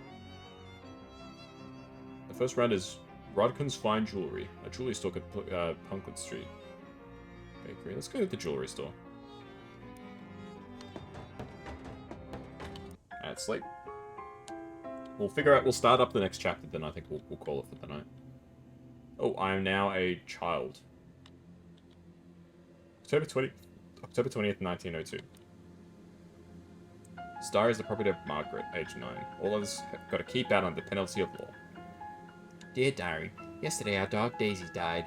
Papa said it was bound to happen because she was older than me, which isn't old for a kid, but it's really old for a dog. He said we'll get a new dog soon, but I was sad anyway. Some birthday. At school today, the teacher asked what we'd become when we grow up. I said I'll be God, because then I can make sure all dogs live a long time and are always happy. Everyone laughed, and that jerk Billy Gripsley said a girl can't be God. So I said I'll be president instead, because that's nearly as good. He said a girl can't be president either. Well, I'll show him. I'm gonna make all kinds of laws about being nice to dogs, and I'll make it being a jerk illegal too, so Billy Gripsley goes to jail and can't eat nothing but bread and water forever. So there. A desk covered in Ocean City paperwork. Poindexter, your insufferable bean counter. What does he want this time? What is it, Terrence? Madam Comptroller, I merely need your signature on these budget revisions. With this, the remainder of funds currently allocated to municipal services will be redirected to your shadow presidential campaign and your other projects. That sounds a bit obvious. Rest assured, I am sparing you the details, which you have made clear you find intolerably boring. The transactions will be meticulously obscured through shell corporations, cutouts, offshore accounts, and blank. Alright, good. You better not be skimming off more at the top than I'm willing to ignore. Certainly not, Madam Comptroller. Sign the documents. It's time to announce your presidency for Shadow President. Alright, attention, peons. Oh, geez, don't call them peons, ma'am, and please try for less totalitarian tone generally. Right, so something like, my fellow citizens, good evening. I'm Margaret. Marguerite. That's weird. The levels went all funny when you said your last name. Don't worry about it. Hereby announce my president's candidacy for Shadow President. Vote for me, or else. No, sorry, ma'am, no. Ugh. Start out by explaining who you are. Most of them probably don't pay attention to local politics. Alright. In my role as Ocean City Comptroller, I've made it my mission to make sure you all get exactly what you deserve. What? Well, look, I get it. Double talk is fun, but it makes you sound kind of sinister. You're better off just lying. That's fair. Eliminate waste and graft in the money's finance. I'm proud to say I've been completely successful. My program of shutting down needlessly wasteful civic program, thereby reserving available taxpayer meat for the things that actually matter. Like family, prosperity, and freedom. Perfectly meaningless. Love it. Okay, then just call a call to action to top it off when we're done. A vote for me is a vote for you. Oh, that's great. Just perfect. Good. Is that all? Then we'll add all legal, this message, blah, blah, blah, campaign for Shadow President stuff in post. Great. I'm out of here. Time travel makes my guts itch. This guy's a yokel by the standards of his time. Mayor Burby, I presume? Yes, who are you? I'm here to speak about the Crystal Dream Valley Dam project. I want you to make the dam bigger, much bigger, and more powerful. Here are some revised plans. A dam this large would flood the valley and displace hundreds of people. Besides, the dam is planned to provide a perfectly adequate amount of power. Why would we need to make it bigger? How about a handshake agreement? What? I don't even know who you are. You want me to agree to this on the basis of a handshake? Specifically, I'm offering you to shake the hands with the handle of this large briefcase full of meat. Oh, well now, yes, I think this new plan is quite viable. This desk was carved from a single block of tedium, the raw element of boring work. There's a sheep in your office, what the hell? It turned out a lot of the president's time is spent on ceremonial bullcrap that nobody actually cares about. Case in point, pardoning the Thanksgiving turkey. None of your aides know what a turkey looks like, apparently. Pardon the damn thing anyway. Hey Master, how you doing? What's with the Shrek reference? I was in the swamp before. Your desk, covered in policy documents both benevolent and malign. There's a note here about going back in time and making the Crystal Dream Dam bigger. Gotta get on that eventually. Your ridiculous court wizard isn't taking the situation seriously. Make it clear to her what's required. Give me a progress report on the SIT thing. Have you taken care of the problem yet? Oh, it's so dreary and unfestive there. All that math and science, it isn't holly or jolly. Screw your damn theme. Your entire job is dealing with magical issues. I won't have that do-gooding interloper messing around in the library. There's too much at stake. Get it dealt with or I'm giving Cribble's federal holiday status to freaking groundhog. You wouldn't. Go, get out of my office. 6 lockers. Some dumb joke you have to give a presidential fitness award to. Hey kid, how's it going? Hi. Brilliant. Alright, by the power invested in me as the shadow president, here's an award for being able to climb a rope faster than most other kids, which is definitely important, and this is a great use of my time. Thanks. Do I give a speech? Whatever, I'm out of here. It's like the longest dream sequence of all time. President Strong, make rich. Yes, I know, and yes, you don't have to remind me of the terms of our two-word agreement. You're keeping your people mean and hungry? Yes, warriors mean. Warriors hungry. Good fighters. That's right. You're my ace in the hole, the stinking mud hole. If I need to use force, you'd better stay on top of things if you want to your make rich. Keep everyone worshipping at the Gator Shrine too, but for God's sake, don't mess with any of the stuff in the basement. If you screw anything up down there, I'll turn you into wallets. Get me? Gulp. I get. Good. Duty calls again, get it over with. More damn paperwork. How come no one ever told me President is all paperwork and talking to idiots? Sorry, man, but The unwashed master's gotta be kept in line while we amass power. Yeah, fine. I hereby sign this order declaring July 12th National Bread and Circuses Day. All citizens get a complimentary dinner roll and a free turn on the nearest trapeze. Ma'am, I ain't sure of that. Who cares? Let Coolidge deal with it. What's he even for anyway? This is all beneath me. Alright, Hellstrom, let's hear your report. everything went fine and dandy, ma'am. I don't rightly understand what this shadow energy stuff is exactly, or why you so goddamn much of it. But the convergers are spraying it out like slicker than greased mice over a Gatling gun, with plenty of slag left over to press those weird monsters you like. Finally, some good news. So you'll meet the project deadline? Yup. But we'll need to expand the oil drilling operation some more. Need you to sign this permit so we can expand to the lots 210 and 240. Sure, whatever. Wait, 210 to 230? That's a problem? My family's farm is 223. Well, ma'am, if you want your weird black juice, we gotta get the regular black juice out the ground first. Alright, fine. Sorry, Grandpa. Your brain? Yeah.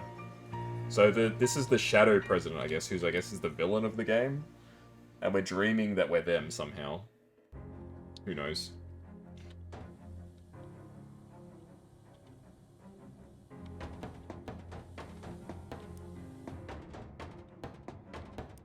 Let's get all of our buffs back.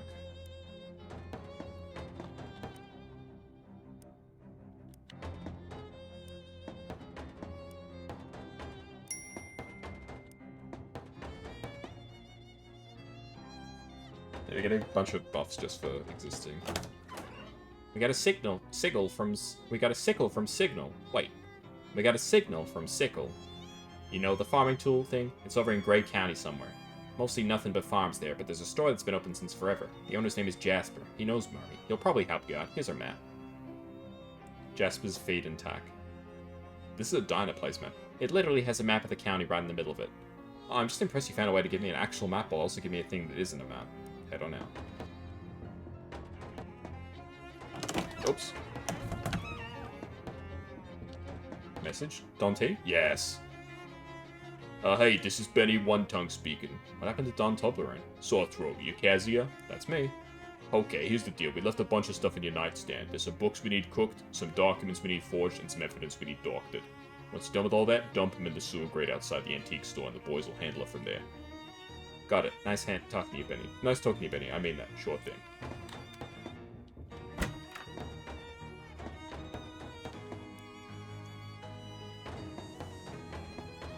Got a tentacle buddy? Yep, I've got a tentacle buddy. That's right. Let's pet the cat. There you go. Good kid. Well, I'm guessing we have to take... I was hoping I could cook the books here. Well, I've got a doctor here, so I can maybe ask him to doctor the books. There we go. Can you doctor this? Let me see. Oh, yeah, this is bad. You need a full crimectomy, or you're liable to have some real habeas corpus on your hands. He daps a scalpel in a bottle of ink and makes a few careful edits. There you go. Try to keep the heat off till the swelling goes down. And I've got an oven in my thing. In my room.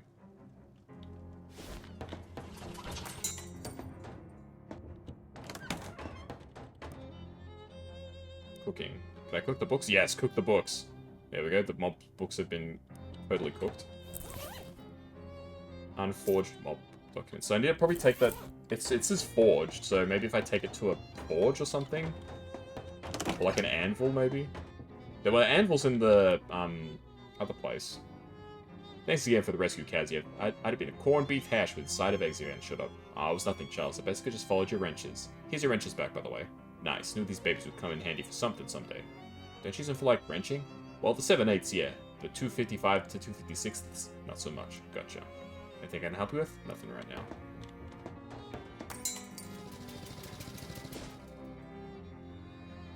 Alright, let's go back to the Big Moist. I think it was in the fortress where there was the, anvil. Yeah, we'll head to the next chapter. We'll at least see what the new chapter's all about, then we'll wrap it up, I think. We're coming up to the 3-hour mark. It's as good as time as any. Yep, forge the documents. Nice. What am I supposed to do with them?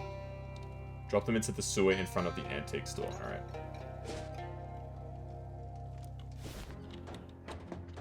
Is it this? Yep. Call Dante. Hey, Benny here. Hey, Benny, it's Kazuya. Oi, nice work. Stuff looks great. The pickup boys left your payment behind. In the sewer? Yep. Aw, oh, jeez, the thesaurus just walked in. I gotta make myself scarce. I got stuff to do today. As well. Oh, 500 pen. Here we go. You didn't see my chat? Which chat? How are you, baby? I'm doing okay. Sorry. There's a lot of Nightbot messages that popped up. Like, obfuscated the chat. They all popped up at the same time. Sorry, B. I'm doing okay. I'm wrapping up soon, I promise. Telephonic greetings. Don Toblerone is the personage speaking-ating to you currently. Hi, Don. How's the throat? Much improved. And furthermore, I appreciate your convalescatory inquiry, Kazuya. You hear the sound of cough drop being unwrapped. Perchance you familiar with the stead of home paps population by a set of relations known as Papusachku? No. Helco oil conglomeration acquired it and abandonized it. Abandonized presumably because the drilling crew ascertained the presence of subterranean tunnelology inhabited by vampires. It's their detrimification, either fatally or worse. You hear another cough drop being unwrapped. So there's some caves, or, oh I see, it's a mine that's full of vampires. You want them cleared out so you can work it. We have yet to determine whether the mine will be valuable as a mine qua mine, but regardless of the purpose we ultimately put it to, we require the vampires to be evicted from the premises. Okay, I'm onto it. So this is B, I'm sorry. Yeah, he speaks in big words. He thinks he's smart, but he's kind of cooked. Defeat the vampires. So I need to find more radios, and I need to find another fence. Alright, let's go at least see what the next chapter is all about. Chapter 5. The Heartland of Darkness. Oh, that sounds exciting. Oh, what do you have to say for yourself, Molly? Geez, I ain't been out of this neck in a month of Sundays. The farm country isn't a big destination hotspot for you? Shocking. Believe you me, Buck, I got out of here as soon as the getting was good. Wait, are you from Grey County? Yeah, and you better keep that lip zipped. I don't need to advertise that Molly Buttons came from a long line of Rubens and hayseeds. My house was down the back road. I'm gonna have a look-see. Maybe my childhood pig sticker is still there. Okay, go ahead. Oh. I'm playing as Molly now. I can shoot everything. That's cool. Your nightstand, just where you left, except in this massive pile of garbage. Ooh, knife trick. I got a new ability. Oh, I blew up the oil, yes. I can shoot the bomb. Has the character made every so often? Do you talk like that? Surely not, Master. Suggest me, looks official. Trust the feds to send mail here instead of where I actually live. Cripes. What the? This is from the state pen where they got little Nancy on ice. As the only registered contact of inmate Nancy McGill, blah blah. Pending final review will be transferred to the Bridgewater State Asylum for insane criminals. Oh god, no! They can't be sending her to the Loathing Academy, that place will kill her. What's the postmark on this? A week ago. Okay. What, with bureaucracy I probably got a day or two. Hold on, Nancy, I'll think of something. Hey Molly, how was Burke? I got a real tough slice here. I don't like asking for favors, but it's no trouble. After all, you've been helping me out with my wit nonsense. What's the problem? I told you about my Sheba, right? Nancy McGill? Maybe? I don't know. She's doing time upstate because of a bank job that went south. But I got a letter saying they're moving her to a different cooler soon. The Bridgewater. Is that bad? Why are you troubled over Bridgewater? The Bridgewater State Asylum for Insane Criminals? Oh, that does sound bad, now that you say the entire name. Nobody comes out of Bridgewater with their brains right. Sometimes they don't come out at all. They put people in Bridgewater and just forget about them. We got a bus driver for the transfer. I'll never see her again. Nobody will. Jeez, okay, how long do we have? A couple days tops. As soon as I think of a plan, I'll let you know. Okay.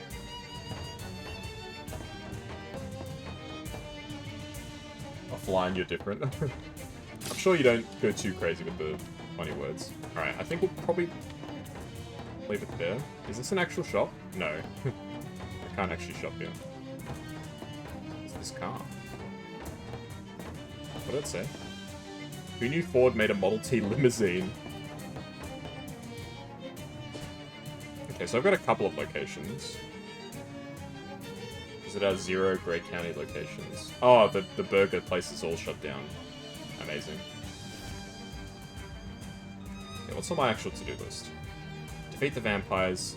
I need 5 more radios, and I need to paint another fence. There's no fence around here, it looks like. I think we'll wrap it up there. So we're going to be playing this again in a couple days, so looking forward to checking out Chapter 5. It's been really fun. But we'll wrap it up there for now. So I'll see you guys next time for more Shadows of Loathing. Bye-bye.